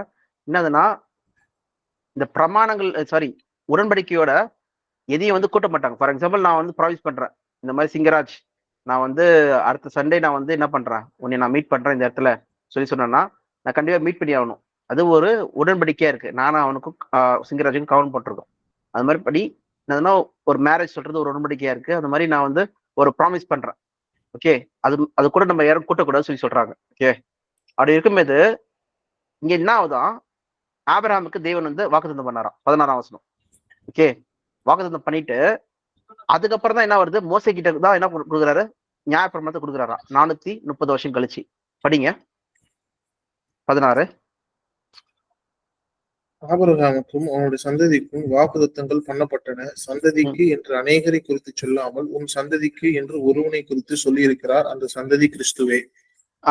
வெயிட் அந்த சந்ததி கிறிஸ்துவே. இது எந்த வசனத்தை நம்ம கோட் பண்றோம்? இங்க எங்க பாக்குறோம்? ஆதியாகமம் 12ஆம் அதிகாரம் 7ஆம் வசனம். அந்த சந்ததி வேற யாரும் இல்லப்பா, கிறிஸ்து தான். ஓகே, அதுதான் வாக்குத்தத்தம். தேவன் இயேசு கிறிஸ்து ஆபிரகாமுக்கு பண்ணாரு சொல்லி பாக்குறோம். தேவன் ஆபிரகாமுக்கு பண்ணாரு சொல்லி பாக்குறோம். ஓகே, ஆனா மோசே மூலமா நியாயப்பிரமாணம் எப்ப வந்தது? 430 வருஷம் கழிச்சு. இப்ப ஃபார் எக்ஸாம்பிள் இங்க பார்க்கும்போது இது ஆதியாகமம் 12ஆம் அதிகாரம் 7ஆம் வசனத்துல சொல்லப்பட்டிருக்கு, 12:7. ஆனா மோசேக்கு நியாயப்பிரமாண கட்டளைகள் எப்ப கொடுக்கப்பட்டது? யாத்திராகமம் 20ஆம் அதிகாரத்துல கொடுக்கப்பட்டது. ஓகே, எத்தனை அதிகாரங்கள்? ஓகே, அப்ப பாத்தீங்கன்னா 430 வருஷம் கழிச்சு கொடுக்கப்பட்டுதான். ஓகே, படிங்க 17. ஆதலால் நான் சொல்லுகிறது என்னவெனில், கிறிஸ்துவை முன்னிட்டு தேவன் முன் உறுதி பண்ணப்பட்ட உடன்படிக்கையை 430 வருஷத்திற்கு பின்பு உண்டான நியாய பிரமாணமானது தள்ளி வாக்குத்தத்தத்தை வியர்த்தமாக்க மாட்டாது. என்ன சொல்றாரு? வாக்குத்தத்தத்தை வியர்த்தமாக்க மாட்டாது, அதாவது தள்ளிவிட முடியாது. ஓகே, 430 வருஷம் கழிச்சு வந்த நியாயப்பிரமாணம். ஓகே, அதான் பாயிண்டே. அப்போ நியாயப்பிரமாணத்தின் நோக்கம் என்ன? அதுதான் அடுத்த கேள்வி. 19ஆம் வசனத்துல இருக்கு. அதுக்கு முன்னாடி 18 படிச்சிருங்க. அன்றையும் சுதந்திரமானது நியாய பிரமாணத்தினாலே உண்டானால் அது வாக்குத்தத்தத்தினாலே உண்டாயிராது. தேவன் அதை ஆபிரகாமுக்கு வாக்குத்தத்தத்தினாலே அருளி செய்தாரே. சுதந்திரம் சொல்லும் போது இன்னெரிட்டன்ஸ் வந்து நியாயப்பிரமாணத்தினால வரவே முடியாது. ஓகே, சட்டத்திட்டங்கள்லாம் வர முடியாது. அது வாக்குத்தத்தம். நீ என்னுடைய குமாரனா இருப்பாய், இல்லைன்னா வந்து நான் உன்னுடைய தகப்பனா இருப்பேன் சொல்லி நம்மளுக்காச்சும். இப்ப எக்ஸாம்பிள், நான் வந்து ஒரு குழந்தைய வந்து அடாப்ட் பண்றேன்னா, அது வந்து என்னது, வாக்கு ப்ராமிஸ் பண்ணிட்டு நான் ஒரு சைன் எழுதுறேன், அக்ரிமெண்ட் எழுதி நான் அந்த ஃபைல் அப்ளை பண்ணாதான் கவர்மெண்ட் என்ன பண்ணுவாங்க, இதை ஏத்துப்பாங்க. இது சட்டத்திட்டங்கள்ல வந்து அப்படி கிடையாது. சட்டத்திட்டங்கள்ல வந்து எல்லாருமே வந்து யாரெல்லாம் வந்து ஃபேமிலி இருக்காங்களோ அவங்க வந்து ஒரு குழந்தைய அடாப்ட் பண்ணணும் சொல்லி சட்டத்திட்டங்கள் எதுவும் கிடையாது. அது ஒரு ப்ராமிஸ் மூலமா நம்மளே ஒரு தீர்மானம் எடுத்து பண்றது. ஓகேவா? அதுதான் இன்னெரிட்டன்ஸ். அது வந்து ப்ராமிஸ் மூலமா தான் வரும். அது வாக்குத்தத்தங்கள் மூலமா தான் வரும், தவிர நியாயப்பிரமாணத்தின் மூலமா வராது. அப்படி சொல்லும் போது அப்ப நியாயப்பிரமாணம் கொடுக்கப்பட்ட நோக்கம் என்ன சொல்லி கேட்கிறாங்க. படிங்க 19. அப்படியானால் நியாய பிரமாணத்தின் நோக்கம் என்ன? வாக்குத்தத்தத்தை பெற்ற சந்ததி வரும் அளவும் அது கரமங்களின் நிமித்தமாக கூட்டப்பட்டு தேவ தூதரை கொண்டு மத்தியஸ்தின் கையிலே கட்டளையிடப்பட்டது. அப்போ நியாயப்பிரமாணம் கொடுக்கப்பட்ட நோக்கம் என்ன? அவரே கேள்வி கேட்கிறாரு. கேள்வி கேட்டு என்ன சொல்றாங்கன்னா, வாக்குத்தத்தம் பண்ணப்பட்ட சந்ததியாகி யார் வரணுமா? கிறிஸ்து சீடு. அந்த சீடு யாரு? கிறிஸ்து வரணுமா? கிறிஸ்து எப்ப வந்தாரு? 2000 வருஷம் முன்னாடிதான் வந்தாரு. ஓகே, நியாயப்பிரமாணம் கொடுக்கப்பட்டு 1500 வருஷம் கழிச்சுதான் என்ன ஆகுது, இயேசு கிறிஸ்து வந்தாரு. வாக்குத்தத்தம் பண்ணப்பட்ட சந்ததி அவர் வர வரைக்கும் என்ன பண்ணுமா, அக்கிரமங்கள் நடக்காதபடிக்கு கூட்டப்பட்டு மக்களை பாதுகாப்பா வச்சுக்கிறதுக்கு தான். இஸ்ரேல் மக்கள் அந்த சந்ததி வர வரைக்கும் அந்த சந்ததி இருக்கணும், நிலை நிக்கணும்ல, அந்த சந்ததி சர்வே ஆகணும்ல. அதுக்காக தேவன் என்ன பண்ணறான், அந்த சந்ததியை வந்து வச்சாரு சொல்லி பாக்குறோம். ஓகே, அதுவும் வந்து கிறிஸ்துவுக்கு ஏற்ற சந்ததியா இருக்கணுமா, அது வந்து தயாரான சந்ததியா இருக்கணுமா, கிறிஸ்து வரும்போது அவங்க வந்து ரெடியா இருக்கிற சந்ததியா இருக்கணுமா. ஆனா என்ன பண்ணாங்கன்னு சொல்லி பாத்தீங்கன்னா, அங்க நியாயப்பிரமாணத்தையும் அவங்க பின்பற்ற முடியாது. அது ஃபர்ஸ்ட் ஆஃப் ஆல் அது முடியாது சொல்லி நம்ம நெக்ஸ்ட் பார்க்க போறோம். ஆனா என்னதுன்னா, கிறிஸ்துவை ஏத்துக்கொள்ள ஆக்சுவலா அதுக்கு ப்ரிப்பேராவே இல்லை சொல்லி பாக்குறோம் அந்த மக்கள். அப்போ ஏஞ்சல் மூலமா கொடுக்கப்பட்டது, தேவதூதர்களும் கொடுக்கப்பட்ட மத்தியஸ்தர்களுக்கு என்ன பண்ணப்பட்டது, கொடுக்கப்பட்டது சொல்லி பார்க்கிறோம். மத்தியஸ்தர் யாரு? மோசே. மோசே மூலமா என்ன ஆகுது, நியாயப்பிரமாணம் கொடுக்கப்பட்டது சொல்லி பார்க்கிறோம். அப்போ அது எதுக்காக கொடுக்கப்பட்டதுன்னா, வாக்குத்தத்தம் வரும் சந்ததி வர்றதுக்காக, சந்ததியாக கிறிஸ்து வர வரைக்கும் அது கொடுக்கப்பட்டது. அதனால கிறிஸ்து வந்தவன என்ன ஆயிடுச்சு, அந்த நியாயப்பிரமாணம் முடிஞ்சிச்சு, அதோட சாப்டர் முடிஞ்சிச்சு. இதுதான் கீழே எக்ஸ்பிளைன் பண்றாங்க பாருங்க, 23 இருந்து படிங்க. ஆதலால் விசுவாசம் வருகிறதற்கு முன்பே வெளிப்பட போகிற விசுவாசத்திற்கு ஏதுவாக நாம் அடைக்கப்பட்டவர்களாய் நியாய பிரமாணத்தின் கீழ் காவல் பண்ணப்பட்டிருந்தோம். நியாய பிரமாணத்தின் கீழ் காவல் பண்ணப்பட்டிருந்தோம். ஓகே, விசுவாசம் வர வரைக்கும், before the coming of the faith, okay, விசுவாசம் வர வரைக்கும் நம்ம நியாய பிரமாணத்தின் கீழ் நம்ம வந்து காவல் வைக்கப்பட்டிருந்தோம். ஓகே, ஒரு பிரிசன்ல வச்சிருந்தோம், அதான் நியாய பிரமாணத்துக்கு கீழே. ஓகே, அப்புறம் நெக்ஸ்ட் 24. இவ்விதமாய் நாம் விசுவாசத்தினாலே நீதிமானாக்கப்படுவதற்கு நியாய பிரமாணம் நம்மை கிறிஸ்துவின் இடத்தில் வழி நடத்துகிற உபாதியா இருந்தது. எப்படி உபாதியா இருக்கு? நம்ம ஏற்கனவே படிச்சோம். என்னதுன்னா, இதை செய்யற மனுஷன் என்ன பண்றான், அவன் பாவியா இருக்கிறான். ஃபார் எக்ஸாம்பிள், பாவம் என்னதென்று நியாயப்பிரமாணம் சொல்லாதிருந்தால் ஏன்னா இச்சிக்கிறது பாவம் என்று எனக்கு தெரியாதே சொல்லி சொல்றாங்க. இது எங்க படிக்கிறோம்னா, இதே 3ஆம் அதிகாரத்துல, 3ஆம் அதிகாரமா இல்ல இது வந்து ரோமர் 7ஆம் அதிகாரத்துல படிக்கிறோம். ஓகே, அந்த வசனம் என்ன படிக்கிறேன், எடுக்கிறேன். இஃப்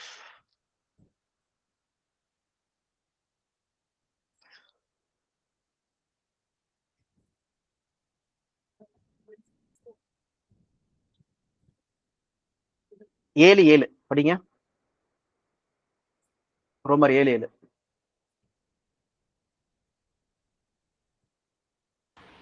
ஆகையால் என்ன சொல்லுவோம், நியாயப்பிரமாணம் பாவமோ அல்லவா? பாவம் என்ன அல்லவே, பாவம் இன்னதென்று நியாயப்பிரமாணத்தினால் நான் அறிந்தேனின்றி மற்றபடி அறியவில்லை. ஓகே, இச்சையாதிருப்பாதையாக சொல்லப்பட்டிருக்கு. அப்போ இச்சை பாவம் என்று எனக்கு முன்னாடி தெரியாது. அப்போ எப்போ வந்து நியாயப்பிரமாணம் கொடுக்கப்பட்டதோ அப்பதான் நான் இச்சிக்கிறதுனா பாவம் ஆயிடுது சொல்லி நான் தெரிஞ்சுக்கிட்டேன் சொல்லி சொல்றாரு.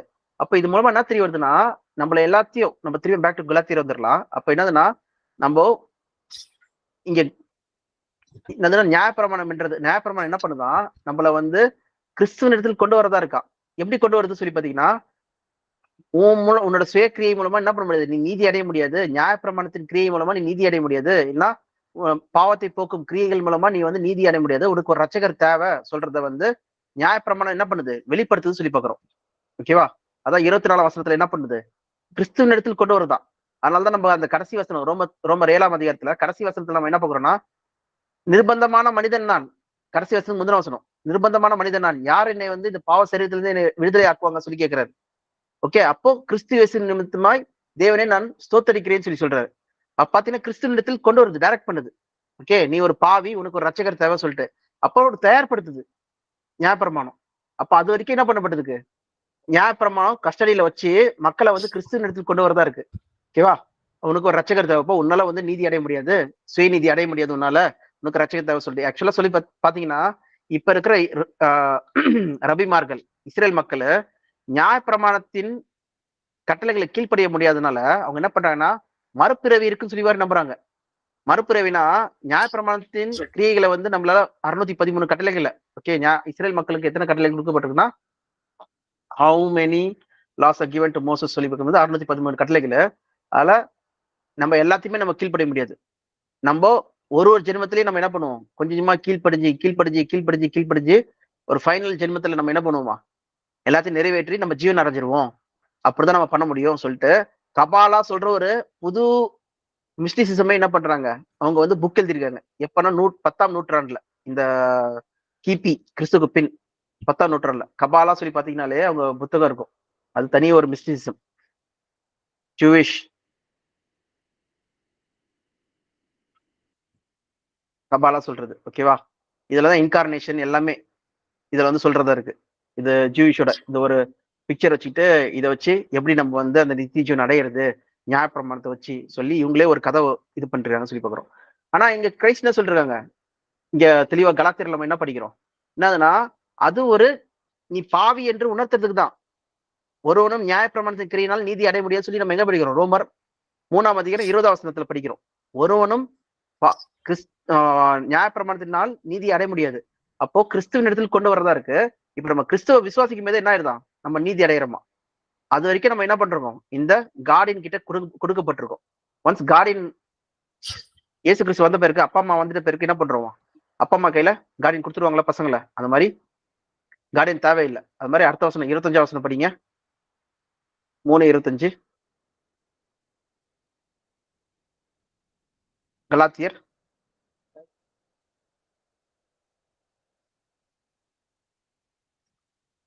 விசுவாசம் வந்த பின்பு நாம் உபத்திக்கு கீழானவர்கள் அல்லவா? அல்லவே. உபாத்தி சொல்றதா கார்டியன். ஓகே, உபாத்திக்கு கீழானவர்கள் அல்லவே சொல்லி போகிறோம். அவ பாத்தீங்கன்னா நியாயப்பிரமாணம் கொடுக்கப்பட்ட நோக்கம் அதான் நம்ம இங்க பாத்துட்டு இருக்கோம். கொடுக்கப்பட்ட நோக்கம் என்னதுன்னா, பாவம் என்னதுன்னு தெரிஞ்சுக்கிட்டு பாவத்துல இருந்து விலக்கிறதுக்கான காரியங்கள் செய்யும்போது, இல்லப்பா நம்மளால செய்ய முடியாது, நம்மளுக்கு ஒரு ரட்சகர் தேவை, நம்மளால இந்த பாவத்தை ஒடுக்கும் கிரியைகளை வந்து செய்ய முடியாது சொல்லிட்டு அவங்க ஃபர்ஸ்ட் நம்பிட்டு என்ன பண்ணுமா? கிறிஸ்துவ மேல ஃபுல் நம்பிக்கை வைக்கணுமா? விசுவாசத்தினால அவங்க என்ன பண்றாங்கன்னா நீதி அடையணுமா? ஓகே, இதான் சொல்றாங்க சொல்லி பாக்குறோம். இது வரைக்கும் புரிஞ்சுச்சா?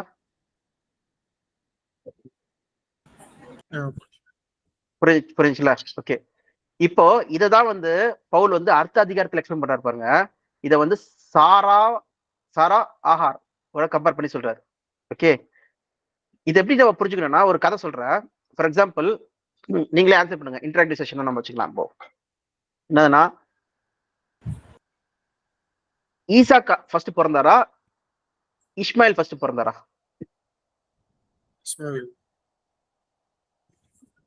இஸ்மாயில். ஓகே, ஈசாக்கு செகண்ட் பிறந்தார். ஓகே, ஈசாக்கு யாருக்கு பிறந்தவங்க? ஈசாக்கு சாராள். இஸ்மாயில் ஆகாருக்கு. இப்போ இந்த வசனத்துல இங்க வந்து நம்ம பார்க்க போற வசனத்துல வந்து பாத்தீங்கன்னா, ஆகார வந்து எதுக்கு சொல்றாங்கன்னா நியாயப்பிரமாணத்துக்கு சொல்றாங்க. ஓகே, சாரால வந்து ப்ராமிஸ்க்கு சொல்றாங்க. இப்போ நியாயப்பிரமாணம் ஃபர்ஸ்ட் கொடுக்கப்படுதா, வாக்குத்தத்தம் ஃபர்ஸ்ட் கொடுக்கப்படுதா?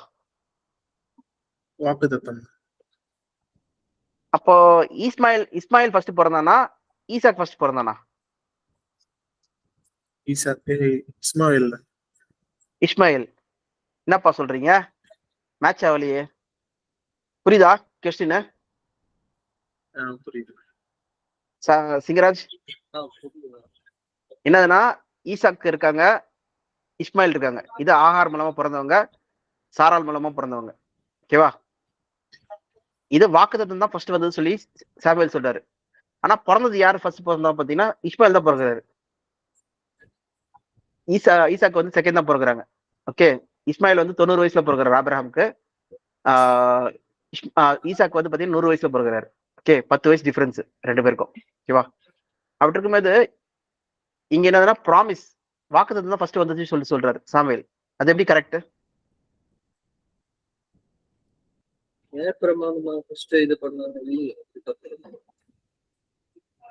ஓகே, என்னதுன்னா சாராளுக்கு ஃபர்ஸ்ட் ப்ராமிஸ் கொடுத்திருந்தாங்க. ப்ராமிஸ். ஆனா ப்ராமிஸ் நிறைவேறதுக்கு என்னாச்சு? இந்த வாக்குத்தத்தம் சந்ததியாக அந்த பையன் பிறக்கிறதுக்கு டைம் ஆச்சு. கரெக்டா? அது நடுவில் என்ன ஆயிடுச்சுன்னா, என்னடா பையன் பிறக்கவே இல்லை சொல்லிட்டு இந்த ஆகார கல்யாணம் பண்ணிட்டாங்க, வச்சுட்டாங்க வேலைக்காரங்களை ஆபிரகாமுக்கு. அவங்களுக்கு ஒரு குழந்தை பிறந்துச்சு, இஸ்மாயில். ஓகே, அவ பாத்தீங்கன்னா இதான் இந்த இந்த இது நடுவில் கேப். என்னன்னா வாக்குத்தத்தம் ஆரம்பத்திலே கொடுத்தாச்சு 75 வயசுல. ஓகே, அதுக்கு வெயிட் பண்றதுக்கு அவங்க டைம் இது பண்ணாதபடிக்கு என்ன பண்ணிட்டாங்க, வேலைக்காரங்களாலே ஆகார வந்து கல்யாணம் பண்ணி வச்சுட்டாங்க. ஓகேவா? இப்ப என்னாச்சுன்னா, அந்த வாக்குத்தத்த பையன் வந்து இவங்க உன் சந்ததி கிடையாதுப்பா, இஸ்மாயில் கிடையாது உன்னோட சந்ததி, அவங்க வேலைக்காரங்கமா பிறந்தவங்க, அவங்கள வந்து விலக்கிடு. யார உனக்கு இம்பார்ட்டன்ட்னா இவங்க தான். யாருன்னா சாரால் மூலமா வரும் ஈசாக்கு தான் வந்து உன்னோட பையன் சொல்லி சொல்றது. இது எதை ரிப்ரசன்ட் பண்ணுதுன்னா, இந்த ஈசாக்கு வந்து இயேசு கிறிஸ்துவ ரிப்ரசன்ட் பண்றாரு. வாக்குத்தத்தம் வந்து ஆபிரகாம் கொடுத்த வாக்குத்தத்தம். ஓகே, ஆகாரம் வந்து நியாயப்பிரமாணம். அப்ப நியாயப்பிரமாணம் வந்து என்ன இல்ல, பங்காளி ஆக முடியாது, நியாயப்பிரமாணம் உள்ள வர முடியாது. ஓகே, பாவத்தை போக்கும் கிரியைகள் என்ன பண்ண முடியாது, அது மூலமா நீதி அடைய முடியாது. அது மூலமா வந்து ஒருத்தங்க வந்து அந்த வாக்குத்தத்தத்தை கொடுக்க முடியாது, இன்னரிட்டன்ஸ் ஆக முடியாது. ஓகே, வாக்குத்தத்தம் பிள்ளையே ஆக முடியாது. வாக்குத்தத்தம் பிள்ளை ஆகணும்னா கிறிஸ்துவின் மேல வைக்கிற விசுவாசம் மூலமா தான் ஆக முடியுமா? இதுதான் இந்த அதிகாரத்தில் சொல்றாங்க. என்ன படிக்கலாம் இப்போ. இது கலாத்தியர் 4ஆம் அதிகாரம் 21 வந்து படிங்க. 21 இருந்து. நியாயப்பிரமாணத்திற்கு கீழ்ப்பட்டிருக்க விரும்புகிற நீங்கள் நியாயப்பிரமாணம் சொல்லுகிறதை கேட்கவில்லையா? இதை எனக்கு சொல்லுங்கள். ஆபிரகாமுக்கு 2 குமாரர்கள் இருந்தார்கள் என்று எழுதியிருக்கிறது. ஒருவன் அடிமையானவனிடத்தில் பிறந்தான், ஒருவன் சுயாதீனம் உள்ளவனிடத்தில் பிறந்தான். அடிமையானவனிடத்தில் பிறந்தவன் மாம்சத்தின்படி பிறந்தான், சுயாதீனம் உள்ளவனிடத்தில் பிறந்தவன் வாக்குத்தத்தத்தின்படி பிறந்தான். இவைகள் ஞான அர்த்தம் உள்ளவைகள். அந்த ஸ்திரீகள் 2 ஏற்பாடுகளாம். ஒன்று சீனாய் மலையில் உண்டான ஏற்பாடு, அது அடிமை தினத்திற்குள்ளான பிள்ளை பெறுகிறது. அது ஆகார் என்பவள் தானே. ஆகார் என்பது அரபு தேசத்தில் உள்ள சீனாய் மலை. அந்த ஆகார் இப்பொழுது இருக்கிற எருசலேமுக்கு சரி, அவள் தன் பிள்ளையோட கூட அடிமைப்பட்டிருக்கிறாளே. இந்த அடிமைத்தனம் சீனாய் மலையில் என்ன கொடுக்கப்பட்டது? நியாயப்பிரமாணம் 10 கட்டளைகள். 10 மட்டும் இல்ல, 613 கட்டளைகள். ஓகே, மோசேக்கு. ஓகே, நிறைய நாள் இருந்ததுல 10 கட்டளைகள் எழுதி கொடுத்தது. மற்றபடி 613 கட்டளைகள் இருந்தது. ஓகேவா? அப்ப பாத்தீங்கன்னா அரபி தேசத்துல இருக்கிற அந்த சீனாய் மலையை அங்க வந்து இப்போ இருக்கிற பிரசன்ட் சிட்டி, பவுல் வாழ்ந்துட்டு இருக்க எழுதிட்டு இருக்கும்போது இருந்த சிட்டி எருசலேம் சொல்லி சொல்றாரு. அங்க இருக்க மக்கள் என்ன பண்றாங்களாம்? முழுக்க நியாயப்பிரமாணத்தை பின்பற்றிட்டு இருக்காங்களாம், நியாயப்பிரமாணத்தை ஃபாலோ பண்ணிட்டு இருக்காங்களாம். அவங்கதான் இப்ப இருக்கிற அடிமைத்தனத்தின் பிள்ளைகள் சொல்லி சொல்றாங்க. அவங்கதான் இஸ்மாயில், ஆகார் மூலமா பிறந்த குழந்தைகள் சொல்லி அப்படியே மாத்திட்டாரு. மாம்சப்படி பேசல, இத ஆவின்படி பேசிட்டு இருக்காரு. மாம்சப்படி அவங்க ஈசாக்கோட பசங்க தான், ஆபிரகாமோட பிள்ளைகள் தான். சாராள் மூலமா பிறந்த பசங்க தான். ஆனா என்ன ஆயிடுச்சு சொல்லி பாத்தீங்கன்னா, ஆவின்படி என்ன சொல்றாருன்னா, இவங்க நியாயப்பிரமாணத்தை பின்பற்றதுனால இவங்க அடிமைத்தனத்தின் பிள்ளைகள். அப்பனா ஆகாரின் பிள்ளைகள் சொல்லி சொல்றாரு. புரியுதா? அப்ப யாரெல்லாம் பாவத்தை போக்கும் கிரியைகளை செய்யறாங்களோ அவங்கள யாரு? ஆகாரின் பிள்ளைகள். அவங்க வாக்குத்தத்தின் பிள்ளைகளை ஒரு நாளும் வர முடியாதான். they cannot be inherited to the promises சொல்லி பாக்குறோம். அந்த பரம அழைப்புக்கே வர முடியாது அவங்களால சொல்லி பாக்குறோம். அப்படியே படிங்க அடுத்த வசனம். மேலான எருசலேமோ சுயாதீனம் உள்ளவள், அவளே நம் எல்லோருக்கும் தாயானவள். அந்தபடி பிள்ளை பெறாத மலடியே மகிழ்ந்திரு, கற்ப வேதனை படாதவளே களிப்பா எழும்பி ஆர்ப்பரி, புருஷன் உள்ளவளை பார்க்கிலும் அநாத ஸ்திரீகளே அதிக பிள்ளைகள் உண்டு என்று எழுதியிருக்கிறது. அதன்படி சகோதரரே, நாம் ஈசாக்கை போல வாக்குத்தத்தத்தின் பிள்ளைகளா இருக்கிறோம். ஆகிலும் மாம்சத்தின்படி பிறந்தவர்கள் ஆவியின்படி பிறந்தவனே அப்பொழுது துன்பப்படுத்தினது போல இப்பொழுதும் நடந்து வருகிறது. என்ன பண்ணாங்களாம்? பவுலோட காலத்துல நிறைய மக்கள் வந்து இயேசு கிறிஸ்துவ விசுவாசிக்கிற மக்களை வந்து, ஓகே, விசுவாசத்துக்குள்ள வந்த மக்களை வந்து துன்பப்படுத்துறாங்களாம். வந்து நியாயப்பிரமாணத்தை கீழ்ப்படிங்க, நியாயப்பிரமாணத்தை வந்து செய்யுங்க, இல்ல செய்யலைன்னா நீங்க வந்து சபையின் அழைப்புல வர முடியாது சொல்லி பொய்யான காரியங்களை சொல்லிட்டு இருக்காங்களாம். அப்ப பவுல் சொல்றாரு, அவங்கதான் கிடையாதுப்பா, நீங்க தான் இருக்கீங்க சொல்லி அவர் சொல்றாரு. எப்படி அப்ப துன்பப்படுத்துறாங்களோ அதே மாதிரி இப்பயும் வந்து துன்பப்படுத்திட்டு இருக்காங்க. யாரு? யூதர்கள். யாருன்னா கிறிஸ்தவர்களை சொல்லி பாக்குறோம். அப்படி 30 படிங்க.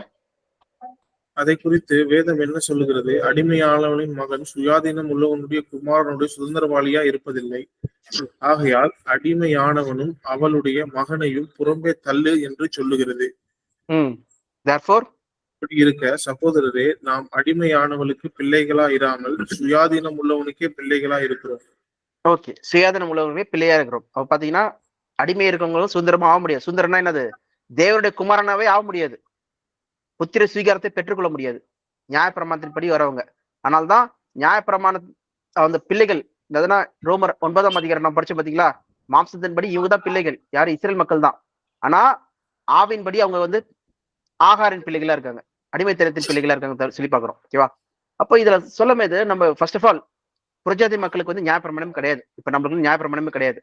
எதுக்காக அப்பனா நம்ம இது பாக்குறோம்? எதுக்காக இதை படிக்கிறோம்? எதுக்காக கலாத்தியர் வந்து கலாத்தியர் மக்களுக்கு, அதுவும் புரஜாதி மக்களுக்கு எழுதுறாரு சொல்லி பாத்தீங்கன்னா, அந்த டைம்ல கலாத்திய மக்கள் என்ன பண்ணாங்கன்னா, இந்த யூதர்கள் வந்துட்டு நியாயப்பிரமாணத்தை நீங்க பின்பற்றணும், நியாயப்பிரமாணத்தை பின்பற்றணும் தான் நீங்க வந்து விசுவாசத்துல இருக்க முடியும் சொல்லி விருத்த சேதனம் வரைக்கும் போயிட்டாங்க.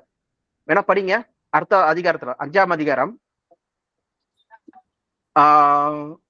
2ஆம் வசனம் படிங்க.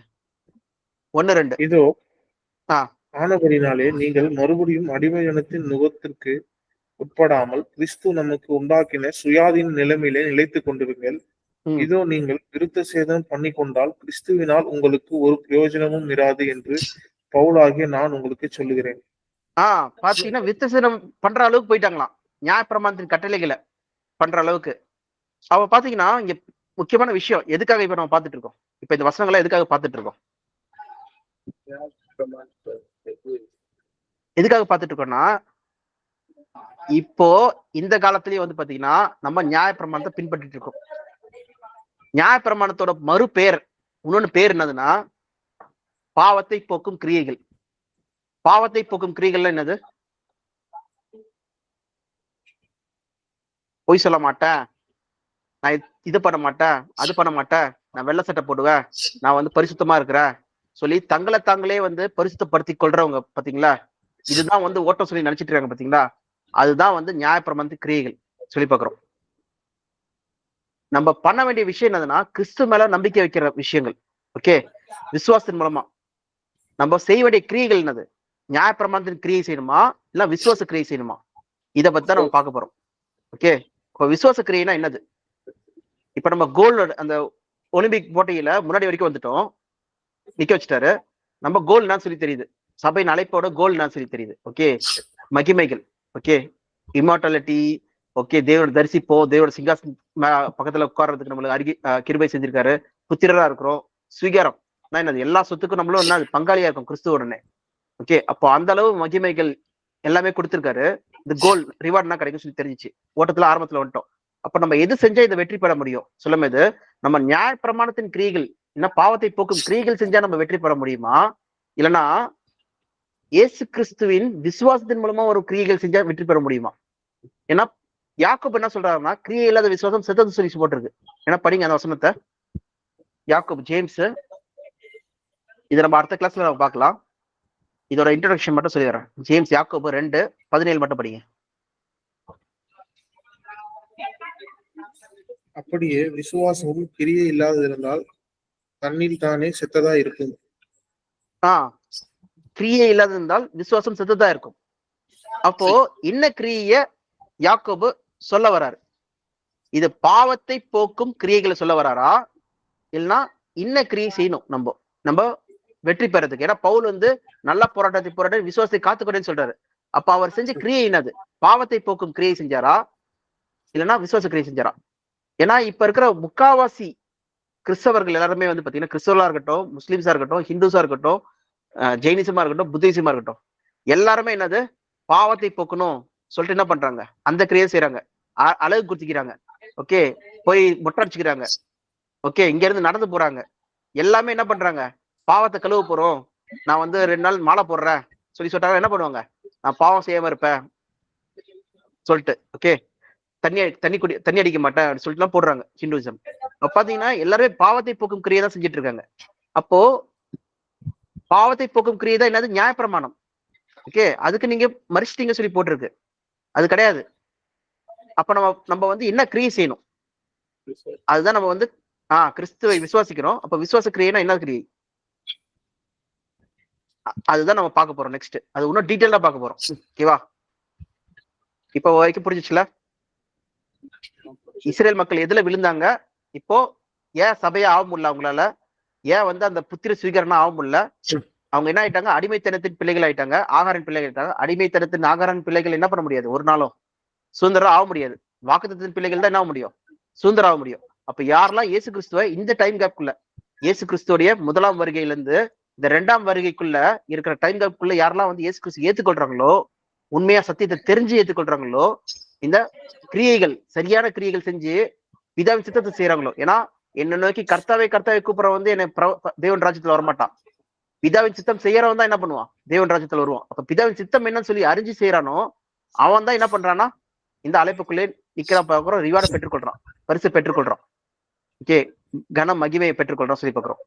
மிச்ச பேர்லாம் பெற்றுக்கொள்ள. அப்ப நம்ம என்ன கிரியை செய்யணும் சொல்றதா நம்ம நெக்ஸ்ட் கிளாஸ்ல பார்க்க போறோம். ஓகேவா? அதை நம்ம டீட்டெயிலா நம்ம பார்க்க போறோம். இதற்கு ஏதாவது கேள்விகள் இருக்கா?